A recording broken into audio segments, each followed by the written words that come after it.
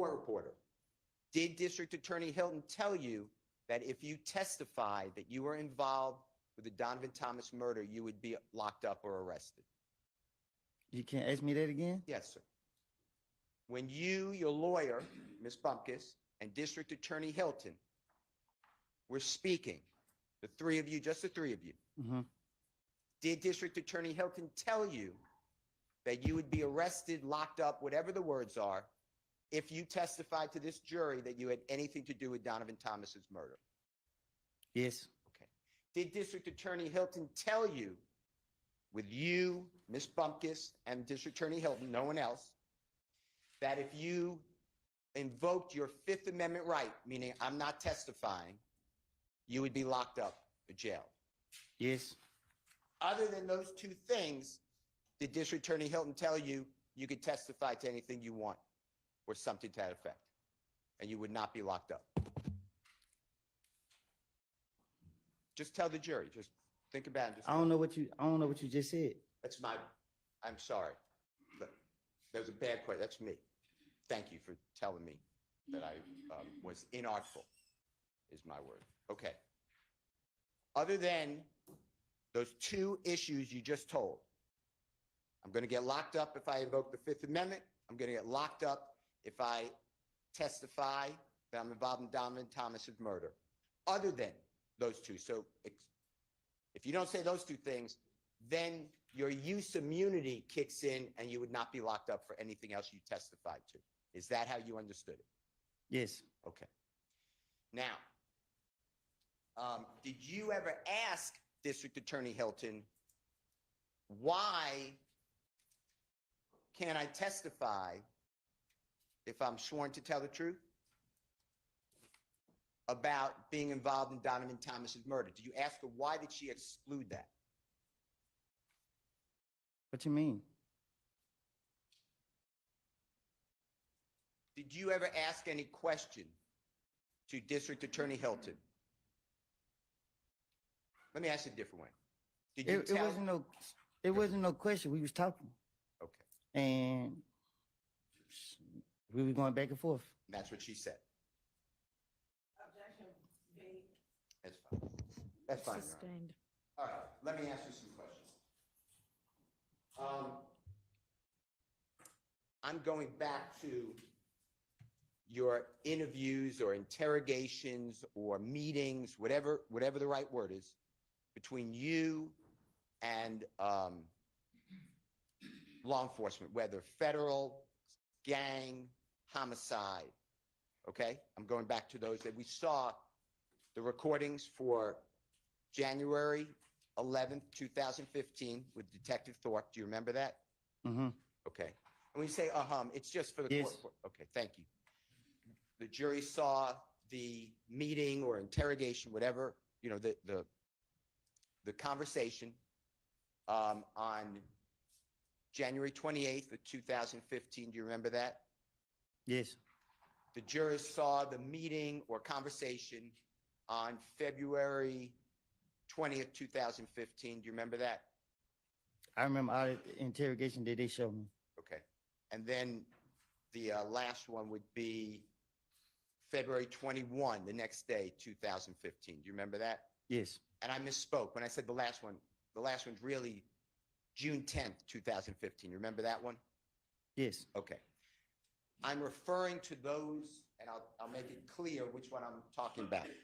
But I would like to talk to you about what you said in those different statements, and then if it was a lie, and then whether the police, the district attorney's office, the federal authorities ever came to you to say that we can or cannot, the word's corroborate, but that means we verify, you said, okay? Or didn't verify. That's what I'm going to ask you, a whole series, okay? All right. If I'm losing you at all, Mr. Copeland, it's me. All right. Let's start with, this is going to be, Your Honor, Jeffrey Williams, or JW 240A. It's in Elisa, and it's State's Exhibit number 378YE, already in evidence. It's June 10, 2015. Interrogation, and Your Honor, the times are 10:36:34 a.m. through 10:36:42 a.m. And Hey guys, if you're tuning into the channel and if you haven't subscribed to West 10 TV, man, hit the subscribe button. I'm trying to get to 1,000 followers. Hit that subscribe button. It doesn't cost anything. It's free. All right, guys, you want to show. Police officers, detectives, Mm-hmm. and I'm going to go over what you said, and then I want to talk to you about that, okay? The first one that I just announced is the detective asked you, what started it off? Was it really about a windshield? And you answered, no, nothing thug, it's something personal against each other. I want you to hear that, make sure that's what it said, okay? What started it off? Was it really about a windshield? Nope. Nothing thug had some person against each other. Okay, what I said, was that accurate or fairly accurate?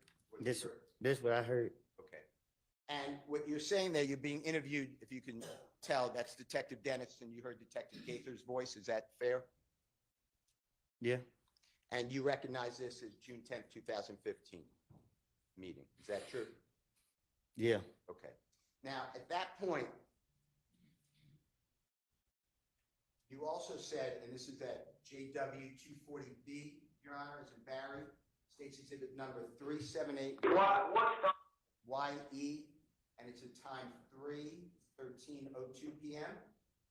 to 3:13:22 p.m. And Mr. Copeland, tell us if you hear this. You said, you know what I mean? Honest to God truth. I asked why they didn't kill Kel. Like, you feel what I'm saying? Why and I'm not saying it, but HELL, they kill like he wasn't a problem. Did nothing. And Detective Thorpe, remember who he is, the homicide detective? Yeah, the bald head dude with the script right here. Yes, sir. He said, and then you said, that's what, I don't know what, and then I can't understand it, so you tell us. Then did. That's why I knew it was something personal between him and Thug. I don't know. Just listen to it and tell us if that's what it says, okay? I mean, honestly, go true. Why the hell did they kill Cam? Like, you know what I'm saying? Why the hell they kill? Like, he wasn't a problem. Nothing did nothing. Like, I don't know what they done did. I knew it was something personal between him and Thug. I mean, but what was personal between him and Thug? I don't know. Okay. The next one is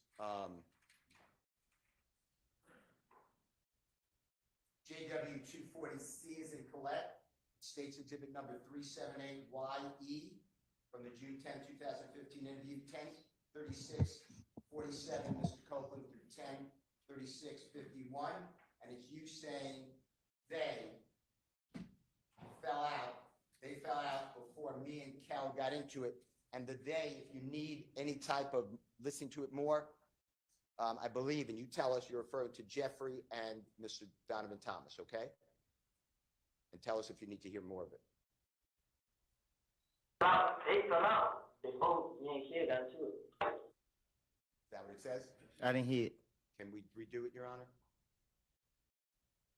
Is that okay? They fell out. They both, me and Kid got into it.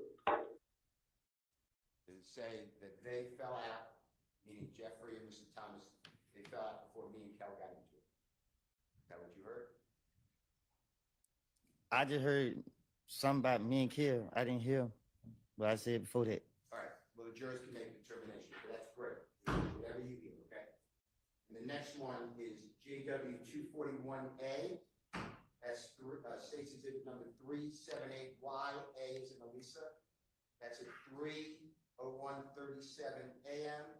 to 3:02:52 a.m. And Mr. Copeland, this is January 11th. This is about 6, 7 hours, 8 hours after Mr. Thomas has got the big shot. Okay? So this is the morning of January 11th, the next day, Sunday morning. Okay? 2015. And Detective Thorpe, remember being with him that day?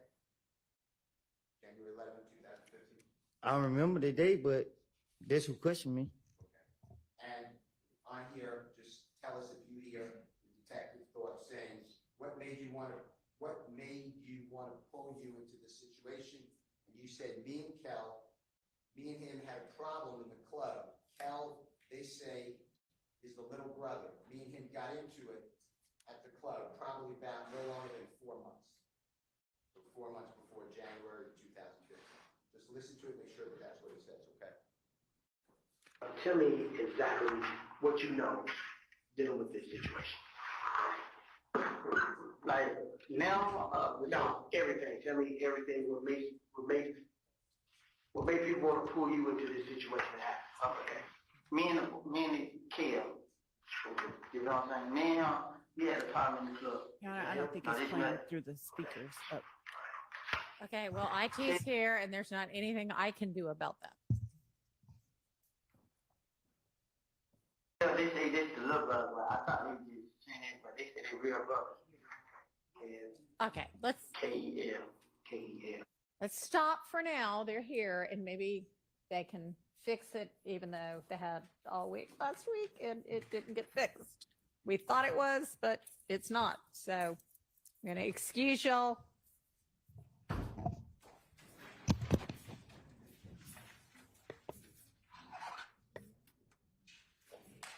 The backup also doesn't work, by the way.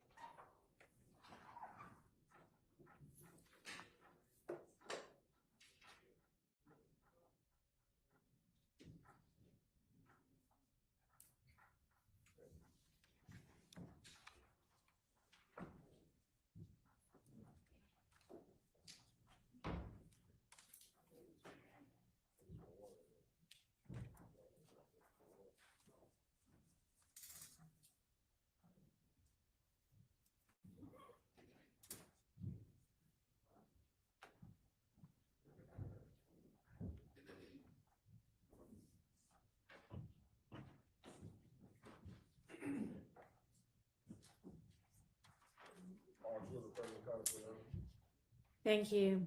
All right, as y'all can tell, we have sound again. We don't know why. We don't know if or when it will stay with us, but we're gonna, as long as we have it, move forward. Go ahead, Mr. Steele. Thank you, Your Honor. Mr. Copeland, we are going to go back to when the audio seems to have gone out. I'm going to play again the JW 240C as in Colette, State's Exhibit number 378YE. That's a June 10, 2015 interrogation or meeting at 10:36:47 a.m. to 10:36:51. And this is where you are explaining, I believe, and you tell us, that they, meaning Jeffrey and Mr. Donovan Thomas, fell out. They fell out before me and Kel got into it. That's the part. If you could listen again, maybe that was when you said you couldn't hear, maybe there was an audio problem. Your Honor, can we play that through Mr. Kokomo? Yes.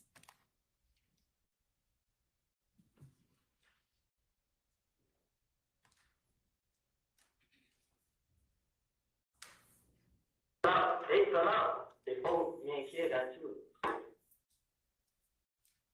Was that better? Did you hear that? It was the same. Okay.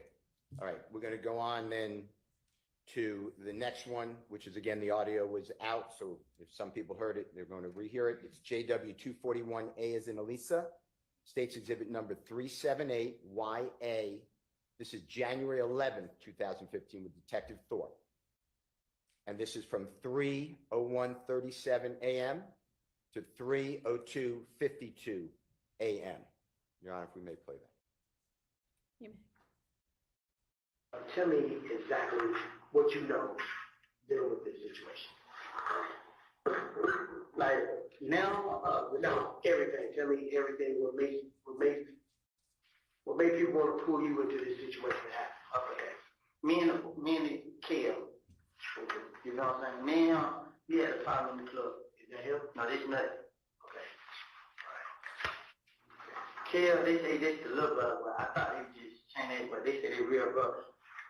Kel, K-E-L, K-E-L, Kel, okay. Okay, go ahead, little brother of nothing, yes. Who you identified from the picture, which is Donovan Thomas. Yes, ma'am. Okay, go ahead. Me and him got into it in the club push. What day was that? It's just like it was like a lot. Okay. So, but 2 months, 3 months, a year, how long? Yeah, about I'm saying no longer than 4 months. 4 months. So, Mr. Copeland, there, are you explaining to Detective Thorpe that you and Mr. Kel, you know his given name is, you know the name Kelvin Watts? You know that name? Okay. Nope. Okay. Kel or Kel, there you're explaining that you and Kel have been arguing, whatever word you want to use. Hey guys, if for you're tuning approximately into the 4 channel months for the before first January time, 11, or you're just passing 2015. through, Does that sound like just what hit you the said? subscribe button, guys. I got a lot of traffic that come through the On the the recording? channel, but Yeah. no subscribers. Does that Guys, I'm just sound trying right? to get to 1,000 followers. Can Nah, you what guys you help mean? me out, man? It doesn't cost anything. Hit the subscribe button. Hit the subscribe button. 9, hit the 10 years subscribe ago, button. Peace. going back, were you not getting along with Kel for approximately 4 months? So since maybe we'll say September 2014, does that sound right, what you told Detective Thorpe? I don't know what you. I don't understand. Okay. You told, let's just do it this way. You told Detective Thorpe on January 11, 2015, that you and Kel have been arguing since approximately September 2014. The way I got that is 4 months before January 2015. So you saying when me and him got into it? Yeah, approximately. That's what you told Detective Thorpe, and I'm asking you, is that true? Yes, me is what true? Maybe in September 2014, October 2014, November 2014, December 2014, beginning of January 2014. By that time, by January 11, 2015, you and Shell were arguing. That sound about right? I don't get what you're asking. Okay, it's me. It's my fault. Do you remember going into the police department, meeting with Detective Thorpe on January 11, 2015? No, what I'm saying is I don't know what you're asking me. I You understand. asked me when me and him got into it. Yeah, you and Shell got into it approximately, if you could tell the jury.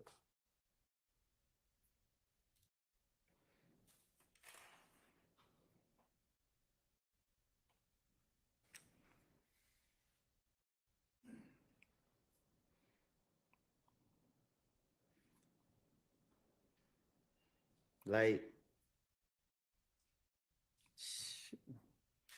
2014. Okay. Okay. Now, on June 10th, Me and him was into it for a minute. Okay. Does about 4 months before Mr. Donovan Thomas was, God forbid, killed sound right? And if it doesn't, or you don't remember, I don't know. that's I don't. fine. That's fine. And I thank you. Going back to the June 10th, 2015 meeting or interrogation with Detective Gaither, Detective Dennis, you know what I'm talking about? Detective Thorpe at time, ATF agent Cunningham at times. I'm on June 10th, 2015. When you told law enforcement, or do you remember telling law enforcement that Jeffrey and Donovan Thomas were arguing or had a falling out before you and Shell had a falling out? Do you remember saying that? I don't remember what I told no investigators. Okay. Did you hear that on the recording we just listened to? Did you hear you saying that? What I just say? On the recording that Jeffrey and Donovan Thomas fell out or were arguing? I would told the investigators anything. Okay. The truth is that, to your knowledge, your observation, so you saw with your eyes and you were present, your ears, Jeffrey and Donovan Thomas were, your words was, big homie. Is that true? They were friends. Can you say that again? Yeah. From your observation, by January 2015, you knew that Jeffrey and Donovan Thomas were friends. Is that true? Right. Okay. And what you said to the police was what you've been explaining. You would do anything to get the police to stop looking at you. That's all you were trying to do, to go home.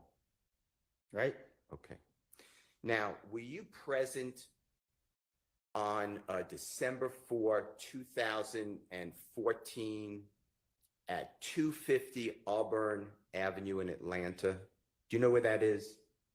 I don't remember nothing way back then. I don't know. That's fine.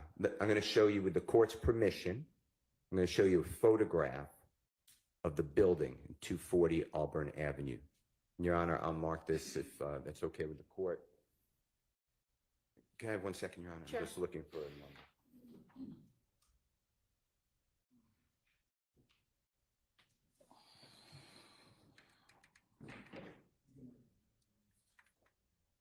Your Honor, I'm going to mark it with the court's permission. It's Jeffrey Williams, 251. All right. And we will put it on the thumb drive again. Okay. If you can, sure. It's about to come up. A building? So do you I'm not just- have hard copies of these things? I don't have a copy of that one. Okay, well, show it to the witness before we publish it for everybody. Mr. Kokomo, can he approach, Your Honor? Yes. Thank you. You can show the building. Just show the statement. Did you show him the whole building? Yeah. There it goes all the way.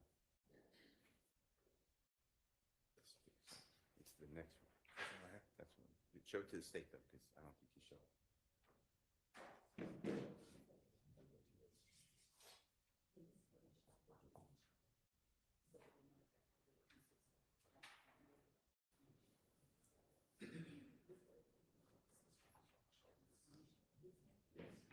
You are correct. May Mr. Kokomo approach Mr. Copeland again, Your Honor? He may, once he's got whatever this is screenshot. Mr. Copeland, if you just look at this picture, again, it's a more full view of that building that I'm referring to. It's business. This is the building. What about it? I'm going to ask you some questions. Thank you, sir. Do you remember, and the date doesn't matter that much, but do you remember being present, or were you present, for the shooting of a music video on December 4th of 2014 at that location you were just shown by Mr. Kokomo? I ain't never seen that building, Okay, even today. okay, that's fine. Do you personally know whether Mr. Thomas and Jeffrey Williams were doing a music video on December 4th, 2014 in Atlanta at 250 Auburn Avenue? No, I don't know. Okay. Have you seen the music video, or do you know of the song In My Blood by Jeffrey Williams, Bloody J? Yeah, All right. Do you have any knowledge of where that was videoed, meaning the music video? And if you don't, that's fine. I don't. All right. You weren't present for that. No, I wasn't. All right. Were you present in Miami, Florida over the New Year celebration going from December 30th, December 31, 2014, striking into January 1, 2015? So it's going to be about 10 days before Mr. Thomas is, God forbid, killed. Do you remember being in Miami, Florida? Was I there? Yes, if you remember. Nah, I don't remember being there. Okay. Do you remember seeing in January of 2015, after Donovan Thomas was, God forbid, killed, do you remember being present at shows with Jeffrey Williams and, you know who Rich Homie Quan is? Yeah, The performer, you know? yeah. Do you know him as Mr. Lamar too, or do you know the name Mr. Lamar? I just only know Rich Homie. Okay. Do you remember seeing, after the killing of Donovan Thomas, seeing Rich Homie Quan and Jeffrey together What you mean? in Florida performing at shows? Were you present? You said when? At what time? Shortly after Donovan Thomas, God forbid, was murdered. So January 2015. Yeah. Okay. Now,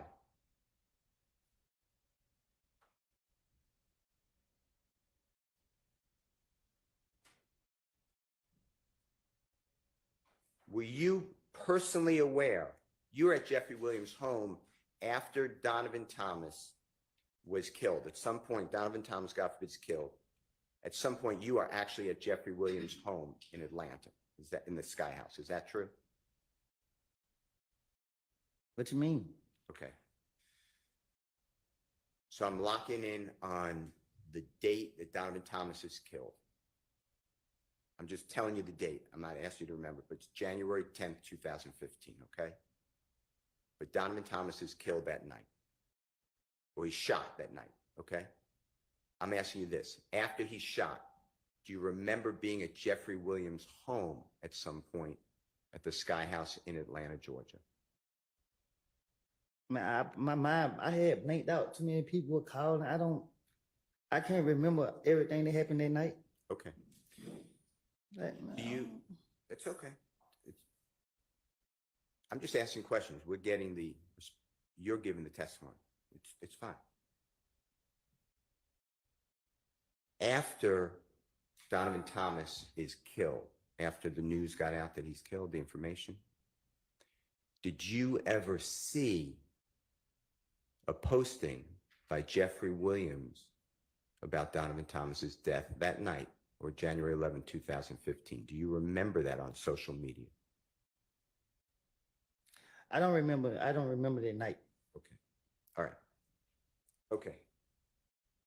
Did anybody with the police department, the federal authorities, homicide, I'm including everybody, or the district attorney's office ever come back to you and say, hey, I want to talk to you more about Jeffrey Williams and Donovan Thomas falling out like you told us? Did they ever try to corroborate that? And if that's a bad word, I'm going to rephrase it. Once I got out, Anytime. Did they ever come back to you and challenge you or ask you about this conversation that you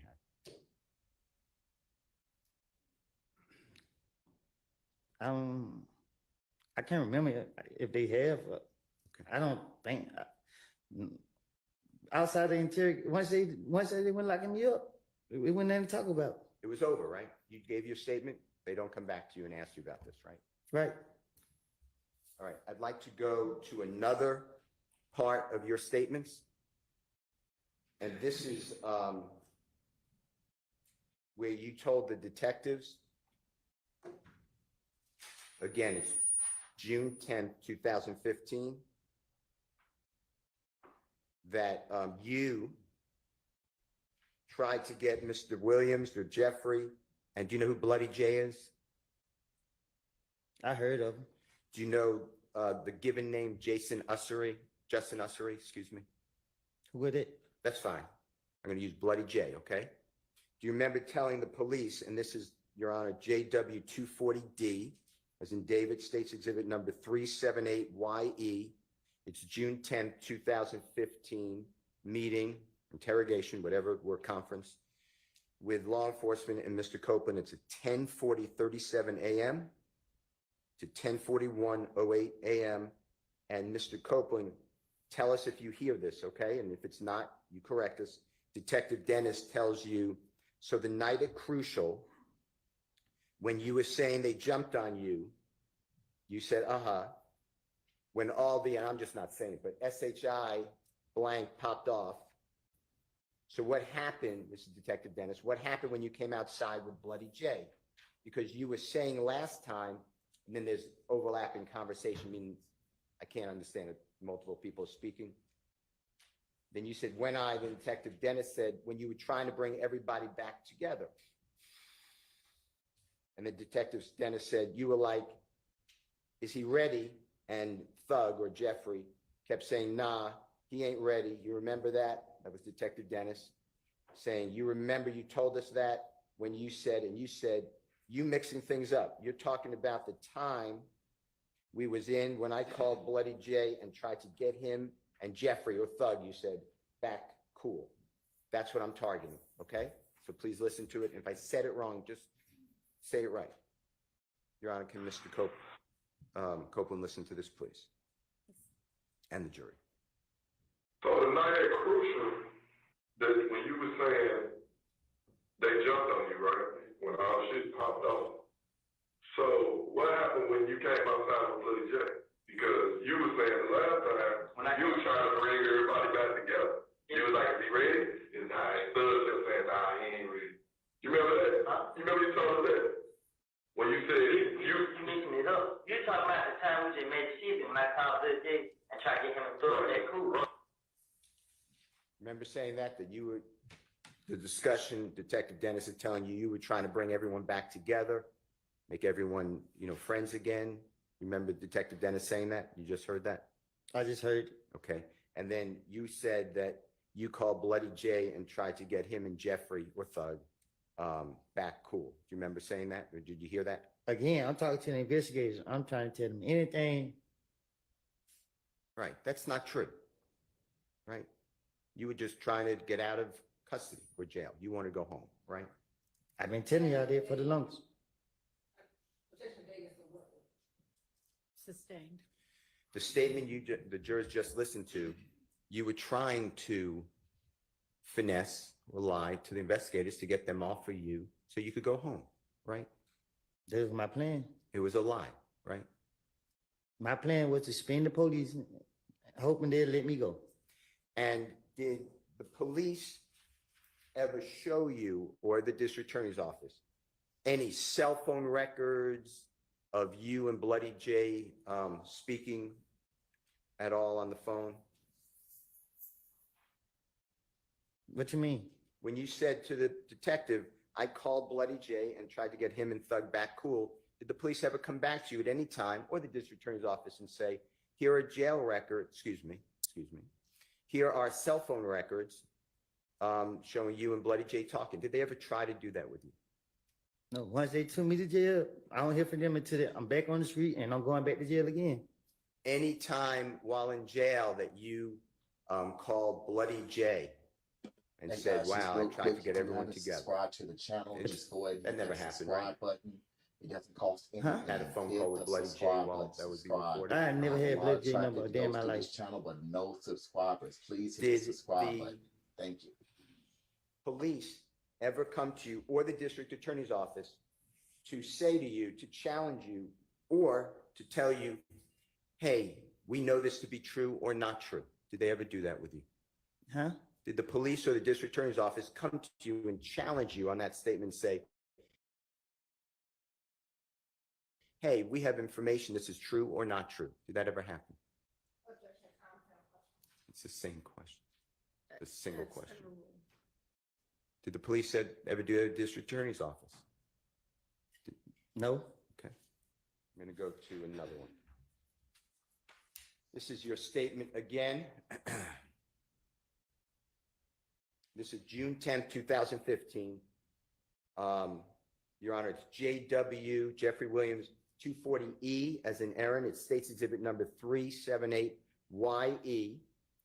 And Mr. Copeland, this is at 10:45:09 in the morning to 10:46:01 in the morning. And on this one, what I'd like you to listen for is you saying, if you did say, you tell us, yeah, so I'm like, and I'm not saying, but darn, but it says another word, but this SHI blank happened, but before that happened, me and Kel was face to face. You know what I mean? Detective says yes, or Then you say, truth be told, I walked up on him, meaning Kel, with Shannon, me and him, it was me, D, my baby mama, and her friend. You said, the text said, You said, it was Kel and about 5 more other, I'm not saying, but ends. All right, look, bruh, you know what I mean? I got a problem with you, bruh. You know what I mean? This SHI blank here, we've been knowing each other. Detective says, right. And you say, I'm telling Kel that, bruh, this SHI blank ain't about them, bruh. You know what I mean? What the HELL? Woo woo. We talked like, while me and Kel talking, Kel, you know what I mean? All this SHI blank really about Thug. The truth, this is the truth. So detective says, so Kel's beef is not with you, it's with Thug. And you say, yeah, it was with Thug. Detective says, well, then why he? And you said, it was a cover-up. You're not listening. It was I was the cover-up. I want you to listen to this and tell me if you hear what I said. If not, just correct it. Yeah, I said something like that. But they should have, but for the heck, me and Kill face to face. Now, I mean, truth be told, I don't know. Rich Shannon, man, it was me, G, my baby mama, and her friend. It was Kill, and about 5 more with me. I'm like, look, bro, I mean, I got a problem with you, bro. You know what I mean? This shit here, we been on each other. I'm telling Kill that, bro. This shit ain't about that, bro. You know what I mean? What the hell, we talk? Why me and Kill talking? Kill really not saying. You know what I mean? All this shit really not cool. The truth, this is the truth. So Kill's beef is not with you, it was girl. Wondering why I was the cover up. You're not listening, I was the cover up. Listen. Did you hear that, Mr. Copeland? Yeah, I heard. What I said, is that what you heard? I heard it. Okay. And you were doing the same thing you've told the jury over and over again, right? I was lying to the police because I wanted to go home, and I was putting it on Jeffrey, right? This is why I keep telling you. And the police, you knew, wanted Jeffrey. They wanted to make a case against Jeffrey. They made that clear to you, right? Yeah, they did. So it wasn't that hard for you to realize, and I'm not saying you're not, using your finesse, but you knew who the police wanted you to implicate's my word. That's a bad word. You knew who the police wanted you to say is the person responsible for this death, right? I didn't think they were gonna go after him. Okay. And you knew that they wanted information from you about Jeffrey. True? Yes. Now, when you talk about your baby mama, did you hear that in the recording we just listened to? Mm-hmm. You're talking about the Honorable Miss Deshawn Quarterman, right? That's her name? Yeah. Okay. And you're aware that Miss Deshawn Quarterman, your child's mother, had spoken with multiple, but Detective Gaither at times. True? What you mean? During this time. Yeah. And we know that because remember hearing some jail calls yesterday that the district attorney's office played for you, and you even asked Miss Quarterman or Deshawn to call Detective Gaither on one of those recordings, or two of those recordings. Remember that? Yes. And you asked Deshawn Quarterman to text Detective Gaither. Do you remember that, hearing that yesterday on the jail calls? Yes. Do you have any information that Deshawn Quarterman or Detective Gaither or anyone else came to you and said, hey, we corroborated, we spoke with Deshawn, and she said, yep, I was there when you made it good with Kel, and it's all about Thug. It's all about Jeffrey. Did that ever happen? The police never talked to her without me knowing. They never talked to her. Period, right? Yeah, they didn't. They talked to her when me and her was in the interrogation room, and they really didn't say that to her. Yeah. Okay. Okay. And of course,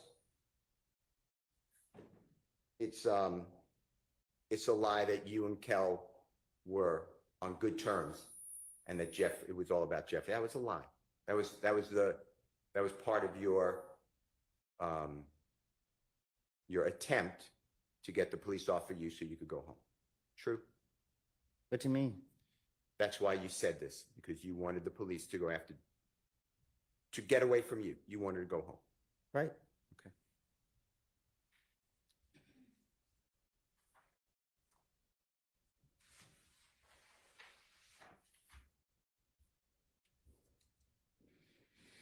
I want to go to, it's Jeffrey Williams, number 240F as in Fox, State's Exhibit number 378YE. Your Honor, this is June 10th, 2015. It's already an evidence meeting, interrogation conference, interview, whatever it is called, at 10:49:25 a.m. to 10:50:09. And Mr. Copeland, I want you to listen to this, that you are saying to law enforcement. So when they ended up leaving, we pull up at the studio. This end was there recording a song, meaning Jeffrey. That song that we pull up tonight, he did that song. I mean, like, he did it so fast, like damn N just shot at you, come make a song. So this is what I'm thinking, this damn, so we're up there chilling. So everybody was up there at the studio. So Thug dialed 911. He had a bullet hole in his car. So he want to know who shot his car. You know what I mean? I want you to listen for this. If I said it wrong, you got to correct me, please. So when they didn't leave, we put up at the studio. This nigga was never recording song. That song that Lil we put up probably tonight, he did that song. I mean, like, he did it so fast, like, damn, nigga, this shot to come make a song. So then no thing, damn. So we got that shit. So all you everybody at the studio got paid. So Doug like, yeah, Willie was in cup. So he's like, well, you wanna know who shot his cup. I mean, Did you hear that, Mr. Copeland? Mm-hmm. Did I say fairly what it says? Was I fair? That's what it sounds like. Okay. Did the police ever come to you after you reward them with this information and play for you or even tell you, hey, here's the 911 call made after the gambling house was shot up and a supposed bullet hit Jeffrey's car? Did that ever happen? No. Did the district attorney's office ever come to you and say, hey, we had the 911 call that Jeffrey Williams phoned in, like you told us, on June 10, 2015. Did the district attorney's office ever play for you that 911 call? No. There was no 911 call. You were just trying to get out of the police, right? Sustained. Was there a 911 call to your knowledge that was ever shown to you to corroborate, to verify, to support that statement? No. You're aware, if you're not, just say I'm not, that 911 calls are maintained or held by the police? You know what I'm talking about? That they're saved.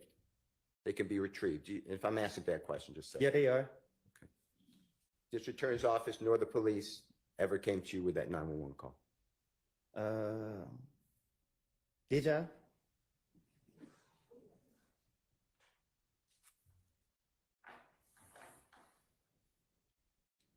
I don't know. Okay, I don't know. okay.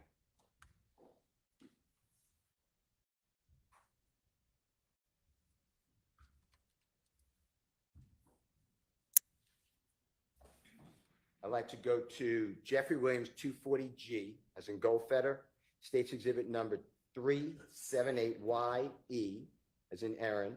It's again, Your Honor, the June 10, 2015 meeting with Mr. Copeland and the detectives. Now it's at 3:47:32 p.m.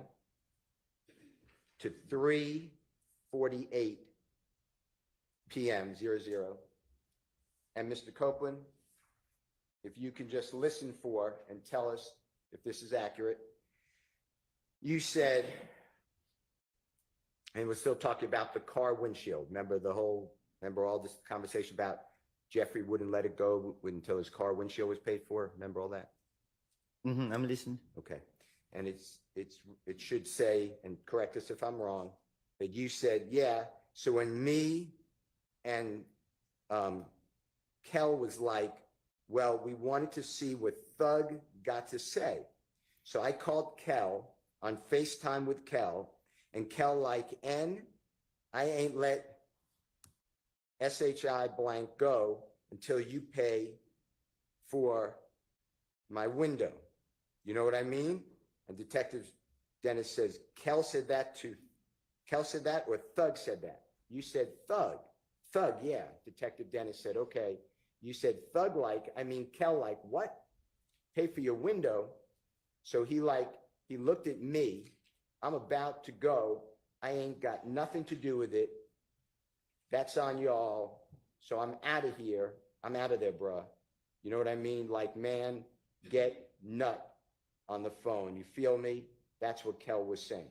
I want you to listen to it and see if I've said that accurately.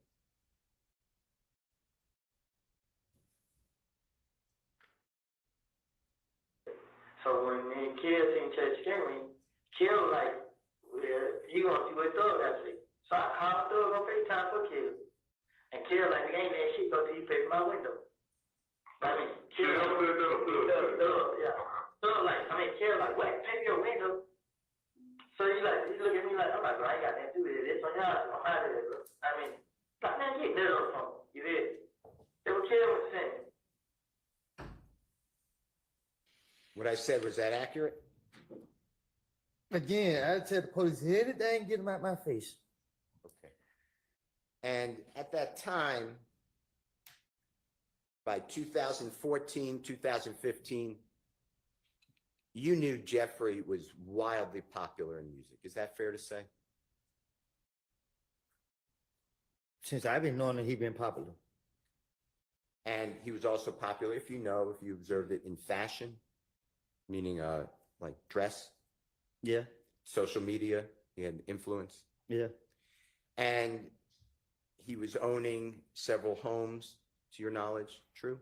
I don't know what he owned. Okay. How about cars? He had several cars. Yeah, And he would allow people to use those cars. He was free with that stuff, right? yeah. And he would rent cars for other people too, even if he didn't own it. Is that true? I don't know what he do for other people, but it wasn't no issue. He rented cars for you. Fair? Huh? He rented cars for you if you needed it. Isn't that true?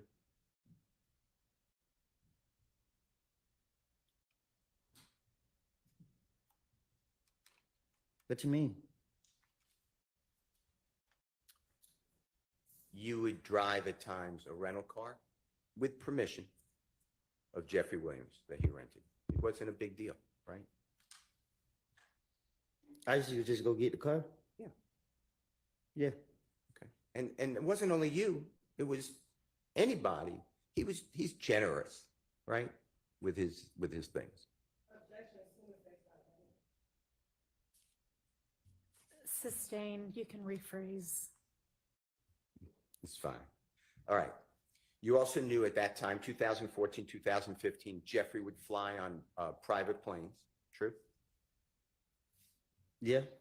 And he would allow you at times, I don't know the number, you could tell the jurors, to go on a private plane with him. Fair to say? Yeah. And you knew he was touring America at that time, right? He was performing all the time, right? Yeah, he was, yeah. And he would do tours throughout America. You're aware of that? He used to go to, I don't know what tour is, but he used to go to the different clubs and stuff. Okay. And do you remember him having go to different cities throughout America? I mean, that's what I mean to say. That's fine. And Europe,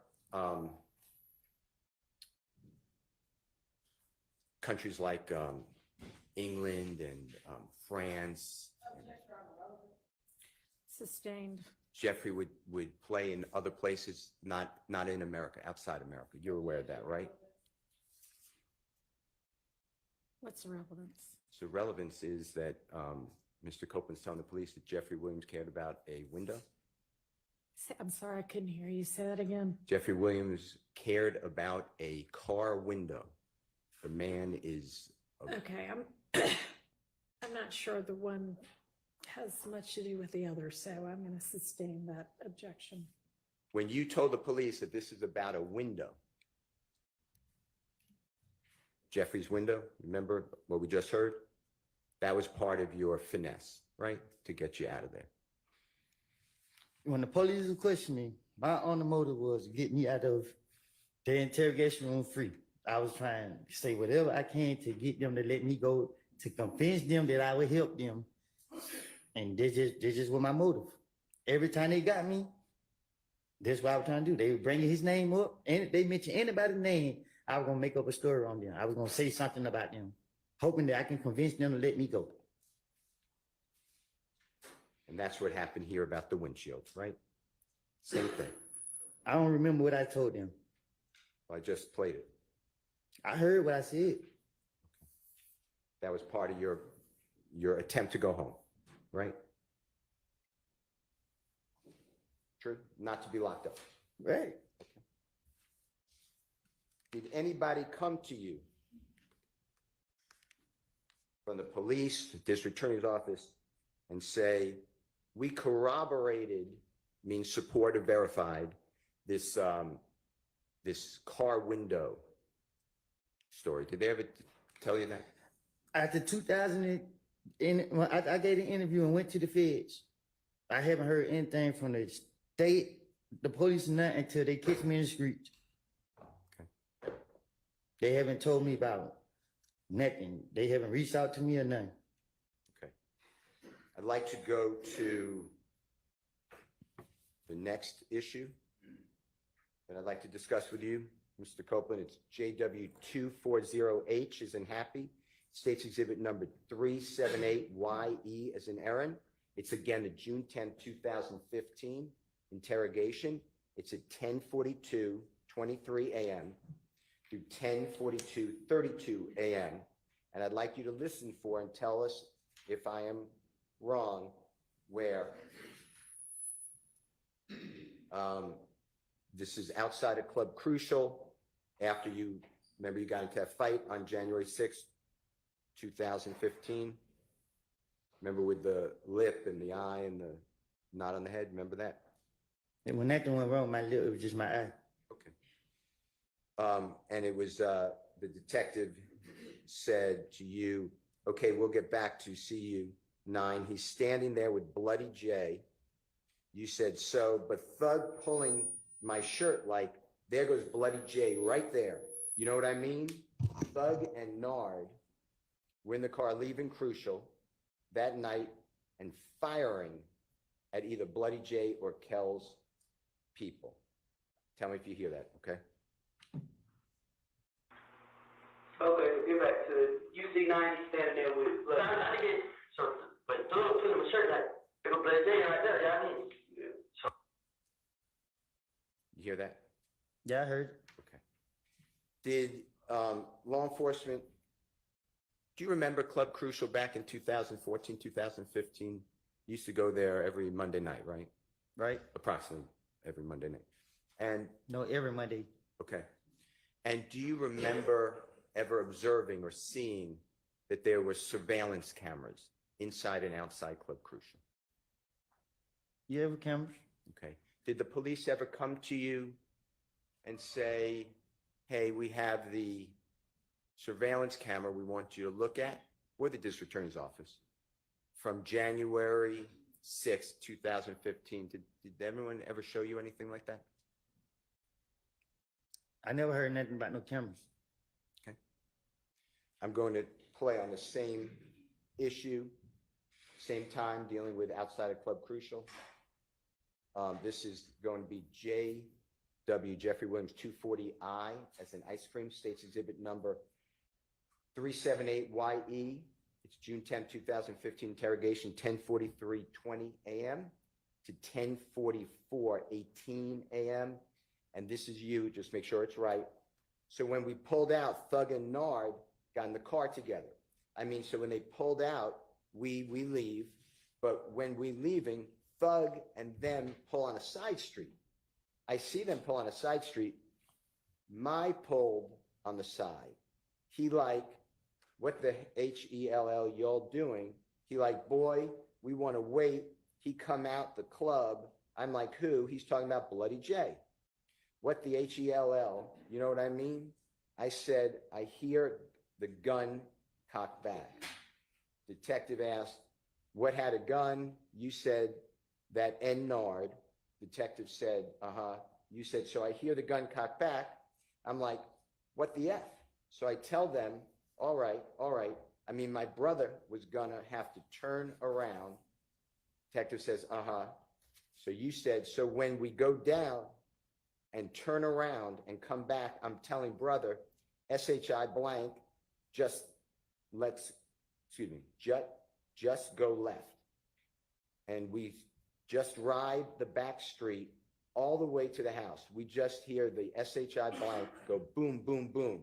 And we just see the car, Thug and them in chasing the other car in front of them. You know what I mean? Detective said, that is the same night you got jumped on at the club? You said, yeah, Thug and them chasing them. Because at first they thought they took money from them. Just listen to it, make sure I said that fairly accurately. We pulled out. I mean, so we pulled out, Thug and another guy coming in. I mean, so they pulled out, we leave. But what we did is, I threw them on Side Street. So I see them on Side Street, my brother pulled on the side, like, what the hell y'all doing? Yeah, but we don't really need to come out the club. I'm like, ooh, he's not Bloody J. What the hell you going on? I mean, do I do it? I said, gun cop back. Who had gun? The nigga know it. So I hear the gun cop back.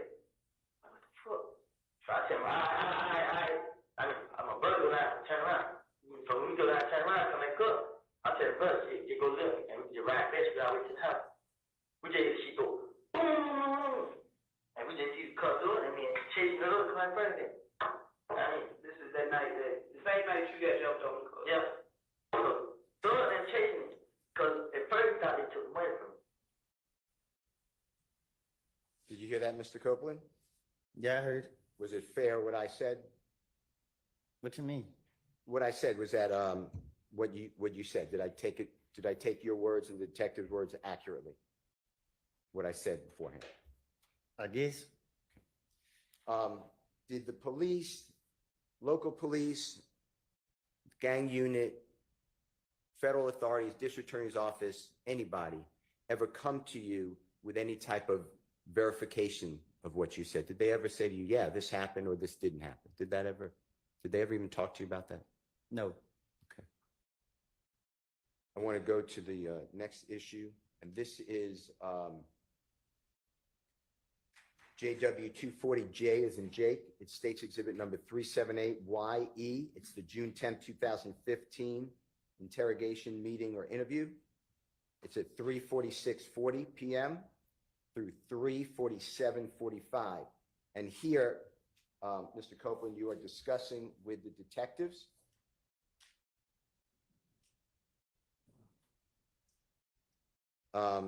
that Mr. Donovan Thomas, or Nut, came to the gambling house and met with you, and you discussed your issues with Mr. Shelkel. I want you to listen to this. Specifically, you said, I was just like, darn, but it says another word, bruh, what happened? You know what I mean? What the H-E-L-L? I'm just like, the only thing I did was, you know what I mean? That N-Kel is, that was, because I was just like, and then I just remembered like the stuff Nut used to be saying. You know what I mean? Like Nut pulled up at the gambling house and he tried to talk to me. You feel me? I let the window down. I cracked the window.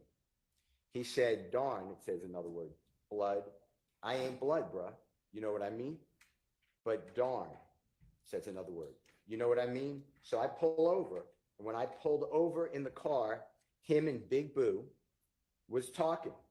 I mean, dapped him up. Boom, Shannon right there. Shannon walked right past, looked at me, and was like, you know what I mean? Detective said, uh-huh. You then said, and he was just like, man, what's up with you and Kel? Meaning Nut, or Mr. Thomas. Like, man, these ends, let him trip with y'all. I ain't got no problems with him. You know what I mean? So we was talking. When we got finished talking, he like, man, I'm a holler at the end. I'm a let y'all ends know what's up. You know what I mean? This and that. Detective said, that's what Nut said. You said, yeah. So when me and Kel seen, Kel was like, well, he wanted to see what Thug got to say. So I called Kel on FaceTime with Kel, and Kel like, and I ain't let SHI go until you pay for my window. You know what I mean? Just listen to it and tell me if you agree with what was said. I was like, damn, bro, man, what is that?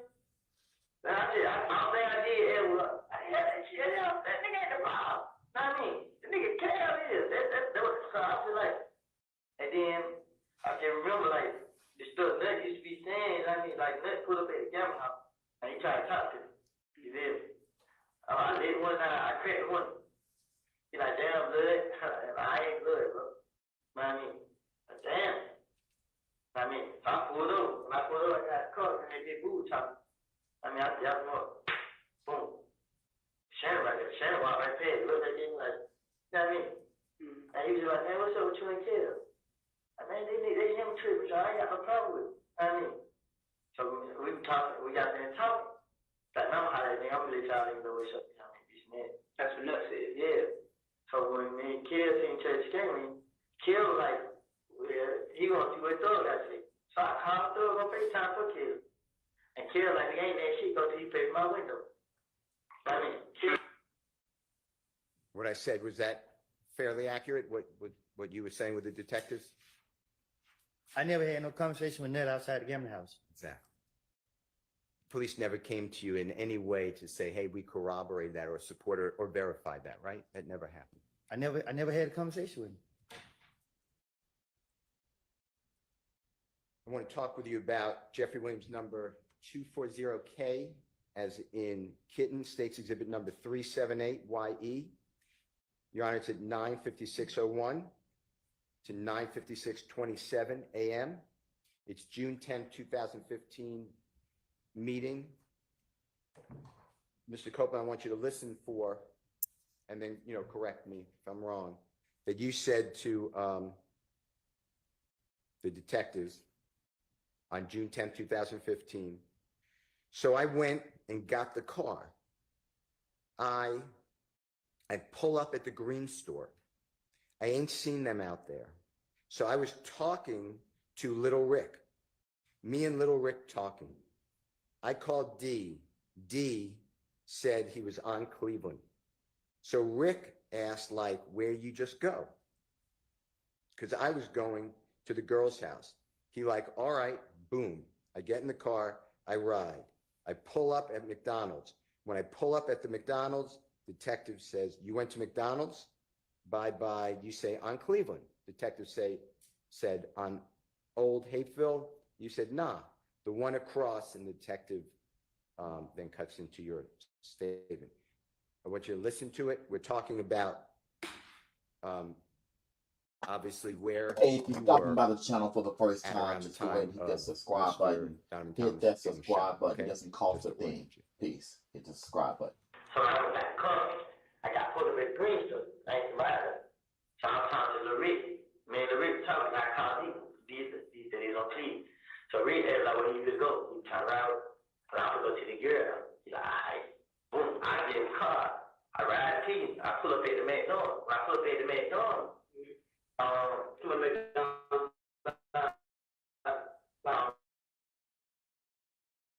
Cleveland, Wakefield, like, the one right now. What you said to the detectives? Did it sound correct? That's what he said. Yeah. Okay. Now, did you ever get word from the district attorney's office, the detectives, the ATF agents, anybody that Little Rick confirmed your statement to the police? That they spoke with Little Rick? No.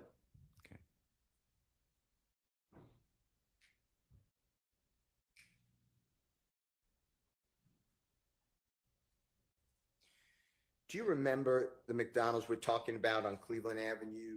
It's the one across the street from a coin-operated laundromat, and then across the street from a gas station, and next to an auto parts store. You know which one we're locking in on? I could show you a picture. Yeah, you gotta show me a picture. Okay. Nah, I know what you're talking about, though. Okay. In 2014, 2015, if you observe this, just tell me, if you remember and you observed it. Do you remember seeing surveillance cameras inside and outside that McDonald's? That's not my neighborhood. That's fine. That's good. Okay. All right. Now, you're aware by the time that all this happened, January, we'll just say January 2015, January 10, before Mr. Donovan Thomas's, God forbid, shot. You're aware that cell phones, cellular telephones, give a general description of the area the cell phone is in. Is that true? Can you say it again? Yes, sir. Yes, sir. At and around or before Donovan Thomas's shooting, that's what I'm locking in on. Were you aware, did you know, that cellular telephones can tell a general vicinity of where the phone is? Do you know what I'm referring to? You said, do I know about it? Yeah. Did you know about it back then? Yeah. Okay. And in fact, you told the police on January 11th, 2015, within 7 hours, 8 hours of Mr. Donovan Thomas being, God forbid, shot, you brought a cell phone in the interrogation room with Detective Thorpe and said, my phone will tell you where the phone was. Remember doing that? Right. And that was you trying to tell the detective, don't look at me for the killing of Donovan Thomas. Fair to say? That's why you went there. Right. I'd like to play for you and just tell us, orient the ladies and gentlemen of the jury, if that's what you're talking about. This is, Your Honor, Jeffrey Williams 241G. It's in Goldfeder States Exhibit number 378Y. A is in Elisa.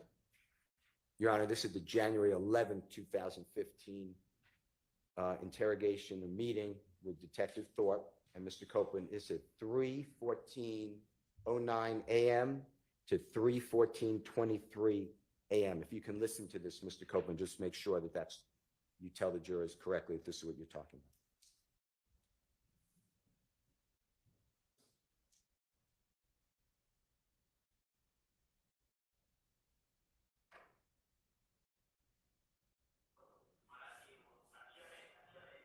I can't hear it.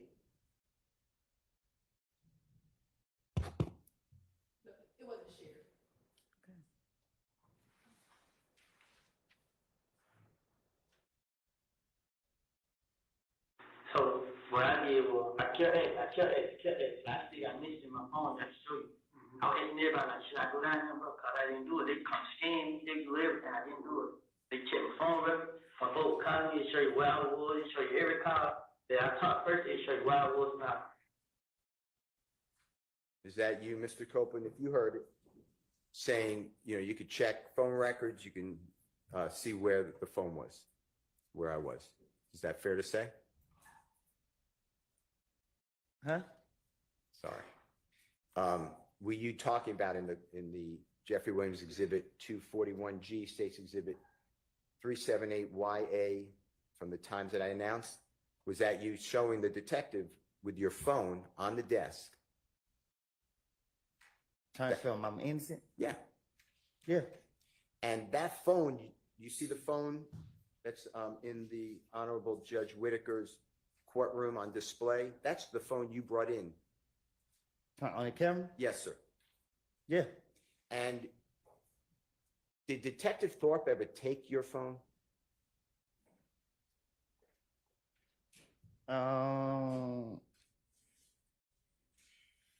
Shit, I don't know. I don't think so. Well, let's do it both ways. I don't really remember how it was so fast. I don't really remember how it went. Okay. Well, let me ask you this, and if you don't remember, just say I don't remember. Did anyone on the district attorney's office or the police department ever show you the contents of your phone, that they looked into your phone? Did they ever come back to you and say, hey, we can tell where you are, or these are the text messages? Did they ever show you that? Miss Hilty told me that, I think in Glanville office, that something about my phone showed me somewhere else. I can't. She said something to me about it, like during this trial. But I don't recall exactly how she said it. Now, you had multiple phones, fair to say, on January 10th, 2015? What you mean? Multiple is a bad word. You had more than one phone on January, the day that Mr. Donovan Thomas was killed. You had more than one phone, right? Everybody got more than one phone. Okay. And including you, right? Yeah. In fact, you told the jury on August 12th of 2024 that you had more than one phone. And if you listen to this, and just make sure that's what you're talking about, the night of Donovan Thomas's murder. JW 249, Your Honor, at 5:44:48 to 5:45:16 from the Fox 5 stream of this trial.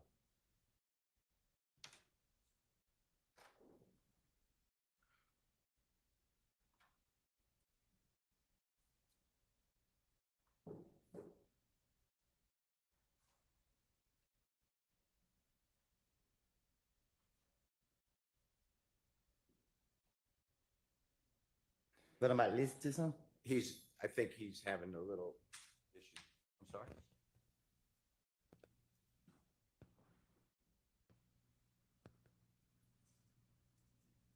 Go ahead, just 1 second. You may. Do they need to have a restroom break anyway? Let's have a short recess while they get that queued up. It's about time for a restroom break.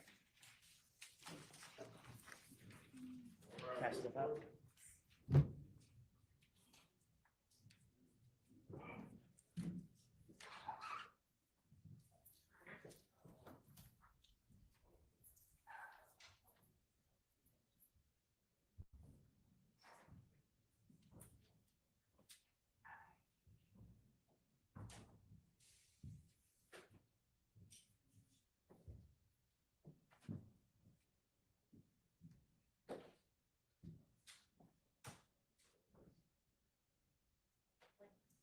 Yeah, thanks. All right, we'll take however long it takes the jury to get back, 10-ish minutes.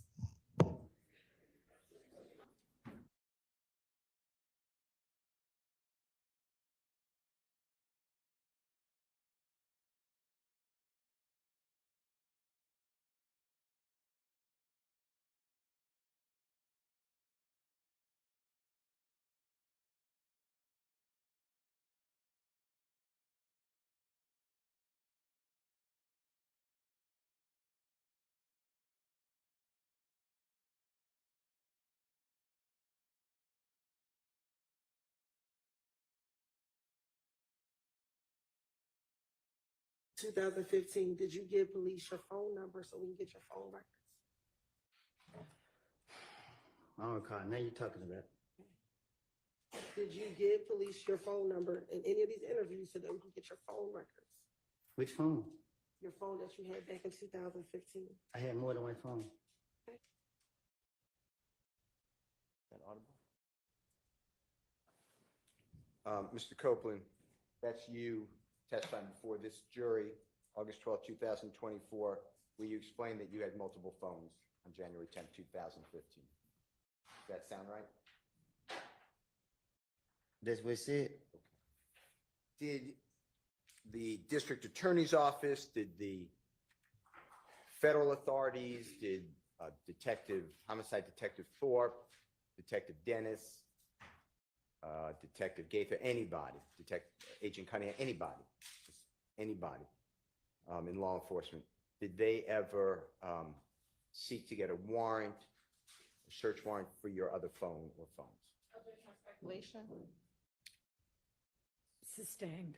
Did you ever get served with a search warrant, a warrant, or even asked to give the police your other phones or the district attorney's office? No.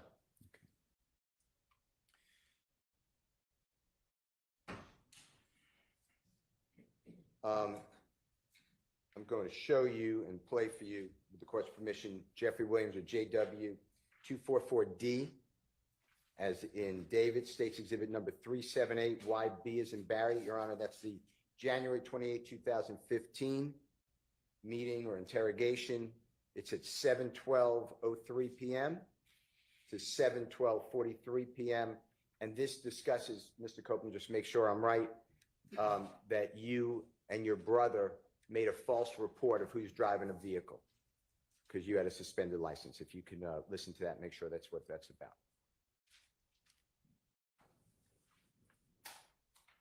So I got back in the car, we rode, got up on Lakewood, got back on the freeway, went to the house, told my brother, and he didn't get tried to kill me. Why you had your brother file a police report?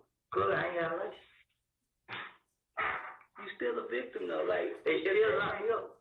Bro, if you ain't in the car, listen, if you ain't driving the car when we get there, we're not gonna waste our time on lock you up to drive with because now you didn't kind of, now you didn't kind of sway the investigation because y'all made a false police report. Now, I ain't trying to lock y'all up for that shit, but if we get some evidence or get a gun or something to match shell cases or whatever like that, it's kind of like you threw the investigation off by having your brother take the report.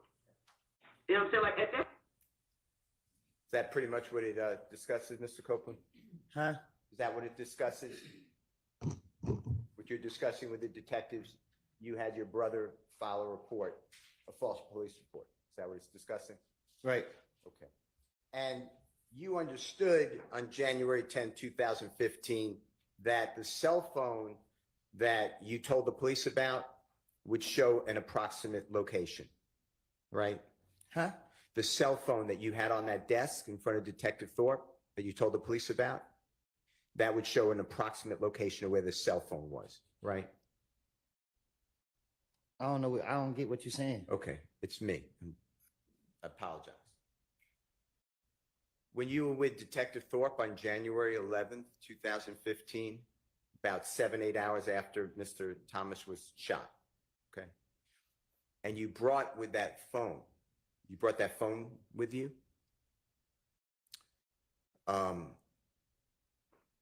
If that phone was with somebody else and not you, at the time of Donovan Thomas's shooting, the police didn't have all your phones, right? Well, you didn't give, I'll correct you. Just rephrase it. It was kind of Sure. confusing. You didn't give the police all your cell phones that you had with you or access to on January 10th, 2015, but you did show one phone. True?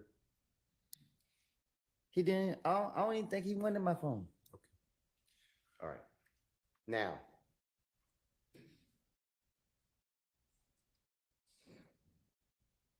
did the police ever come to you? When I say police, I'm including everybody, or the district attorney's office, come to you and inquire of you, ask you, your phone shows no calls between 7:01 at night and 7:23 or 24 at night on the night Donovan Thomas is shot. Did they ever ask you to explain or why there are no calls during that time? Did they ever discuss that with you? They don't tell me nothing. Okay. All right. I'd like to go to the next recording. And this is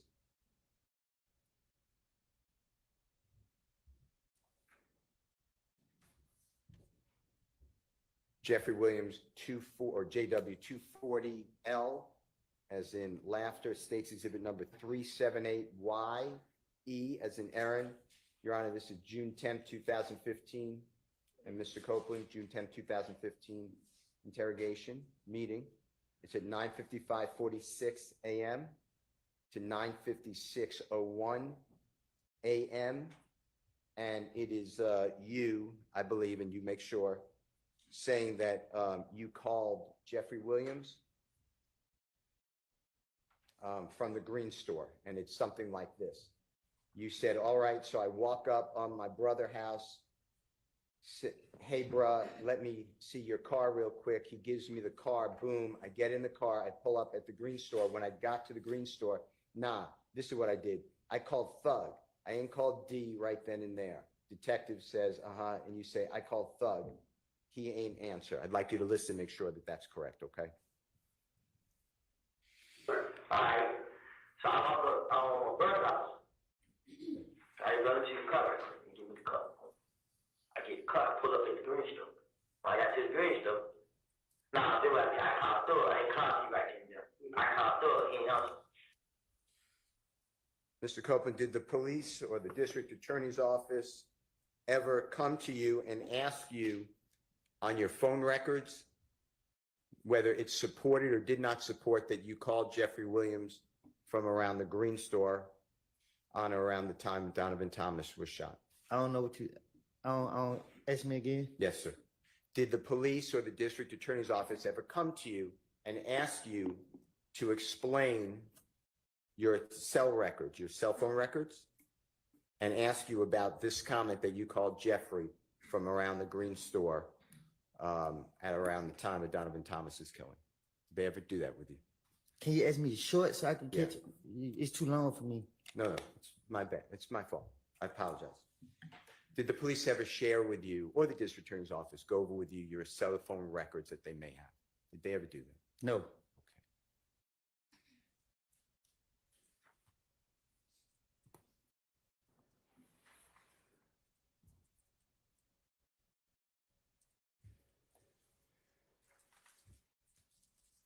going back to 2014, going into 2015, you met Jeffrey Williams for a short period of time that you were,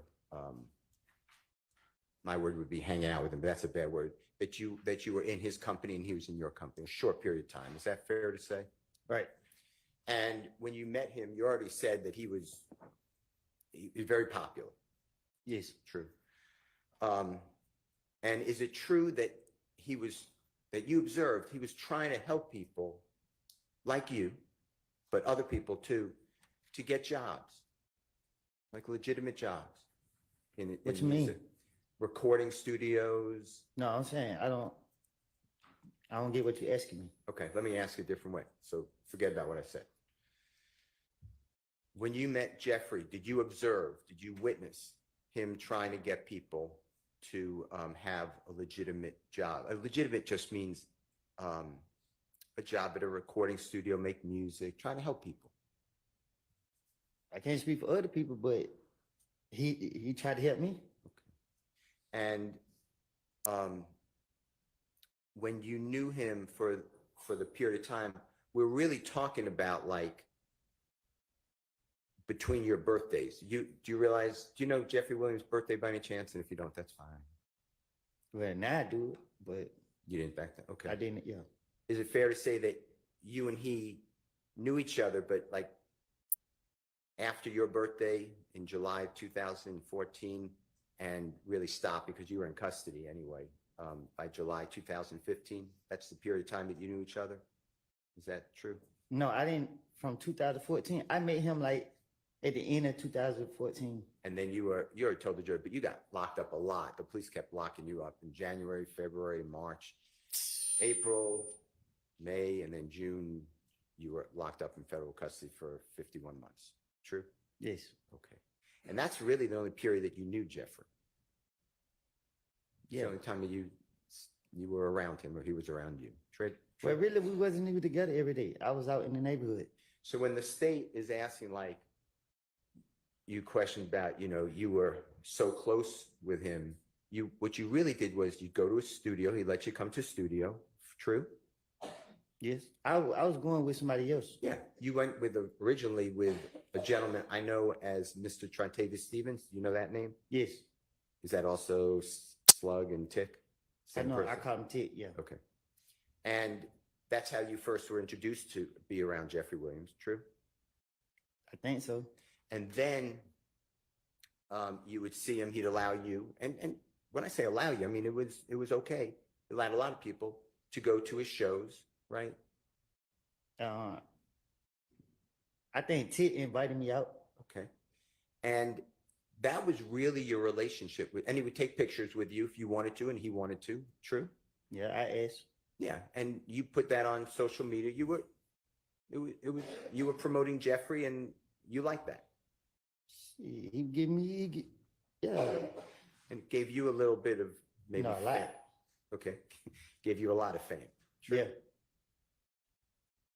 And you were trying to launch your own career as a musical artist at that time. True? I was trying to find myself. Okay. Later, though, you did try to, and you did launch your career as a musical artist, right? Well, I going back to jail, they started locking me back up. You were trying to do that, though. You were trying to do I tried it. Yes. You had a manager. Huh? You had a manager. Yes, I had a lot of stuff. Yeah. They were controlling your social media feeds, etc. Yes. True. Okay. You put out music videos. True? Well, my manager and them did. Sure. But you were featured. You were starred. Right. It was your music. Right. Okay. Jeffrey never had the pleasure of having you featured in one of his songs. Is that true? No, I ain't never been in his song. Okay. And Jeffrey never was featured in one of your songs. Is that true? No, me and him don't have music together. All right. But he did put you in one song of his. You know the song Halftime? I'm listening. Do you remember the line, and I'm not saying this a quote, but something effective, if you mess with me, Woody will come up and pop in the noggin. And if that's not a quote, I'm not trying to misquote it, but that's what is that something like what it says in that song? Yeah. And the song is Halftime, right? Yes. Wildly popular song. Yes. And the police, when that song was released, the police seized on that to use it against you, basically. You knew that, right? Sustained. From your vantage point, and what that means is you learned that the police was using that song. They asked you about that song. No, they told me. Yeah. One of them told me that I think I had got out shit. I got out one of the jails and they got me the next day. And they were like, yeah, man, now you're at the top of our radar. It was something like, and he pissed me off when he said it. He being the detective. No, it wasn't no detective, it was the police. Okay. The police officer upset you when they I think it was Dennis that said it. It was one of them that said it to me. Okay. Now, that's the only time you're mentioned in one of Jeffrey's songs. Is that true? What you mean? There's not another song that Jeffrey, to your knowledge, mentions you. That's Okay. And Halftime, you know this, was made in 2000. It wasn't released till 2015, but it was made in 2014. Is that true? yes. It's an old song.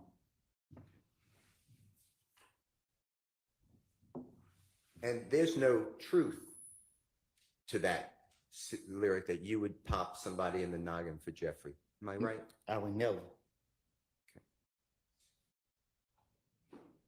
I want to go back to what we talked about earlier, that Jeffrey was in fact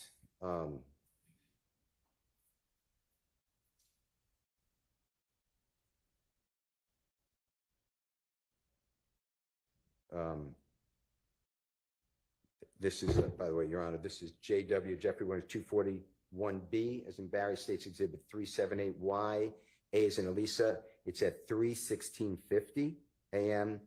to 3:16:56 a.m. And this is January 28th, 2015 meeting or interview or interrogation with the police. Okay, Mr. Copeland, I'd like you to listen to this about things were good with Jeffrey. If you could just listen to this. Defense counsel said January 20th. I think this is the January 11th interview. You are, and thank you very much. I apologize, Your Honor. It's Mr. Copeland, it's January 11th, 2015 with Detective Thorpe. Same time. Say, like, I was cool with him at first. When Thorpe goes up, Thorpe started letting me hang and putting me out on his songs and videos. You were telling Detective Thorpe that Jeffrey was cool with Mr. Thomas, right? I guess. And that's the truth, though, right? I don't know. I'm saying I can't hear what I said in the video. Okay, how about this? From your observations, Jeffrey was on good terms with Donovan Thomas. I don't think I ever seen them two. I can't remember being around both of them at one time. You never saw them dap each other up? I'm saying I don't think I've been around with. I don't think I've been around like if I never seen them. I don't think I've been around with both of them in the same place. If that makes sense. Yeah, of course. Okay. I don't remember. I can't remember seeing both of them in the same place. Okay. I want to talk with you about what you told the detectives. It's June 10th, 2015. And this is when you're telling the detectives you're at the McDonald's and D gets into your car. I want to talk to you about this. This is JW or Jeffrey Williams 240M as in Magic, States Exhibit number 378, YE as in Aaron, 2:45 p.m. to 2:46 p.m. And you say to the police, SHI blank, I just heard D D got in the car and he was like, they just killed him. Or he like, yeah. He like, boy, they killed Nut. Detective Thorpe said, who he say killed Nut? You said, I'm telling you. Like my heart started pounding. Like who? He was like, them. And then Nard got in the car. He shut up talking. So we get riding. I'm like, where the HELL, we going? He told me that I was already trying to get the HELL away from them. So Moonton FaceTimed me. He like, boy, you know, old boy just got shot, right? They saying, boy, he just might not make it. I'm like, who? He like, Nut. I'm like, huh? Man, he trying. He like, SHI, boy, you know, they could scream. You know, they could scream out a name, right? Man, boy, I ain't got nothing to do with it. So SHI, I'm like, man, my head started hurting instantly. I got off the phone with him. So we following behind them, we dropped. That's when we dropped them at Thug's house. They was in the car, in the first car. So when we pulled up, I want you to listen to this and tell me if that's what we're talking about.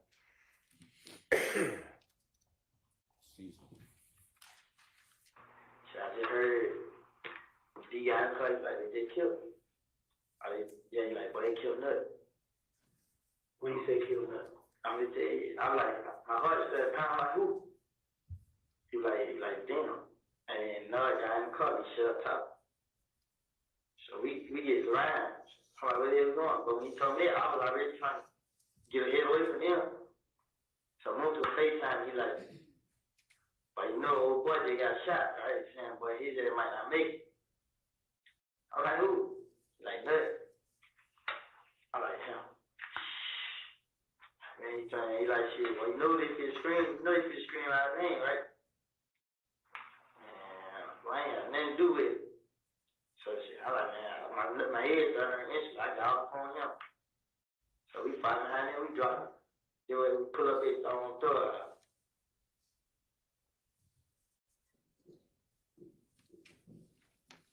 Mr. Copeland, did the district attorney's office or anybody in law enforcement, an agent with the FBI who's a cell phone expert or any of the police, did they ever go over with you where your cell phone that you told them about was traveling from the McDonald's area towards Jeffrey's home on January 10th, 2015? Did they ever ask you about that to explain it? No.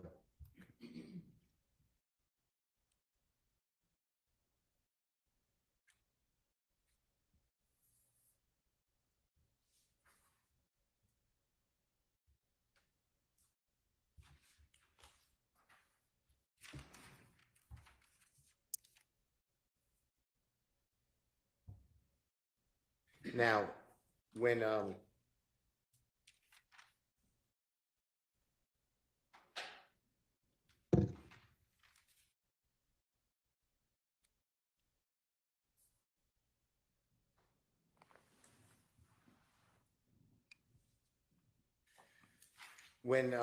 you were trying to, or you put out some of your music, I want to talk to you about that if I can, okay?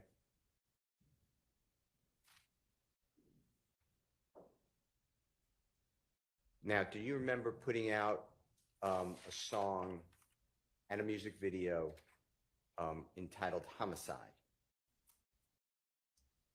Yeah. And Jeffrey had nothing to do with that song or music video. Is that true? I started doing music with somebody else.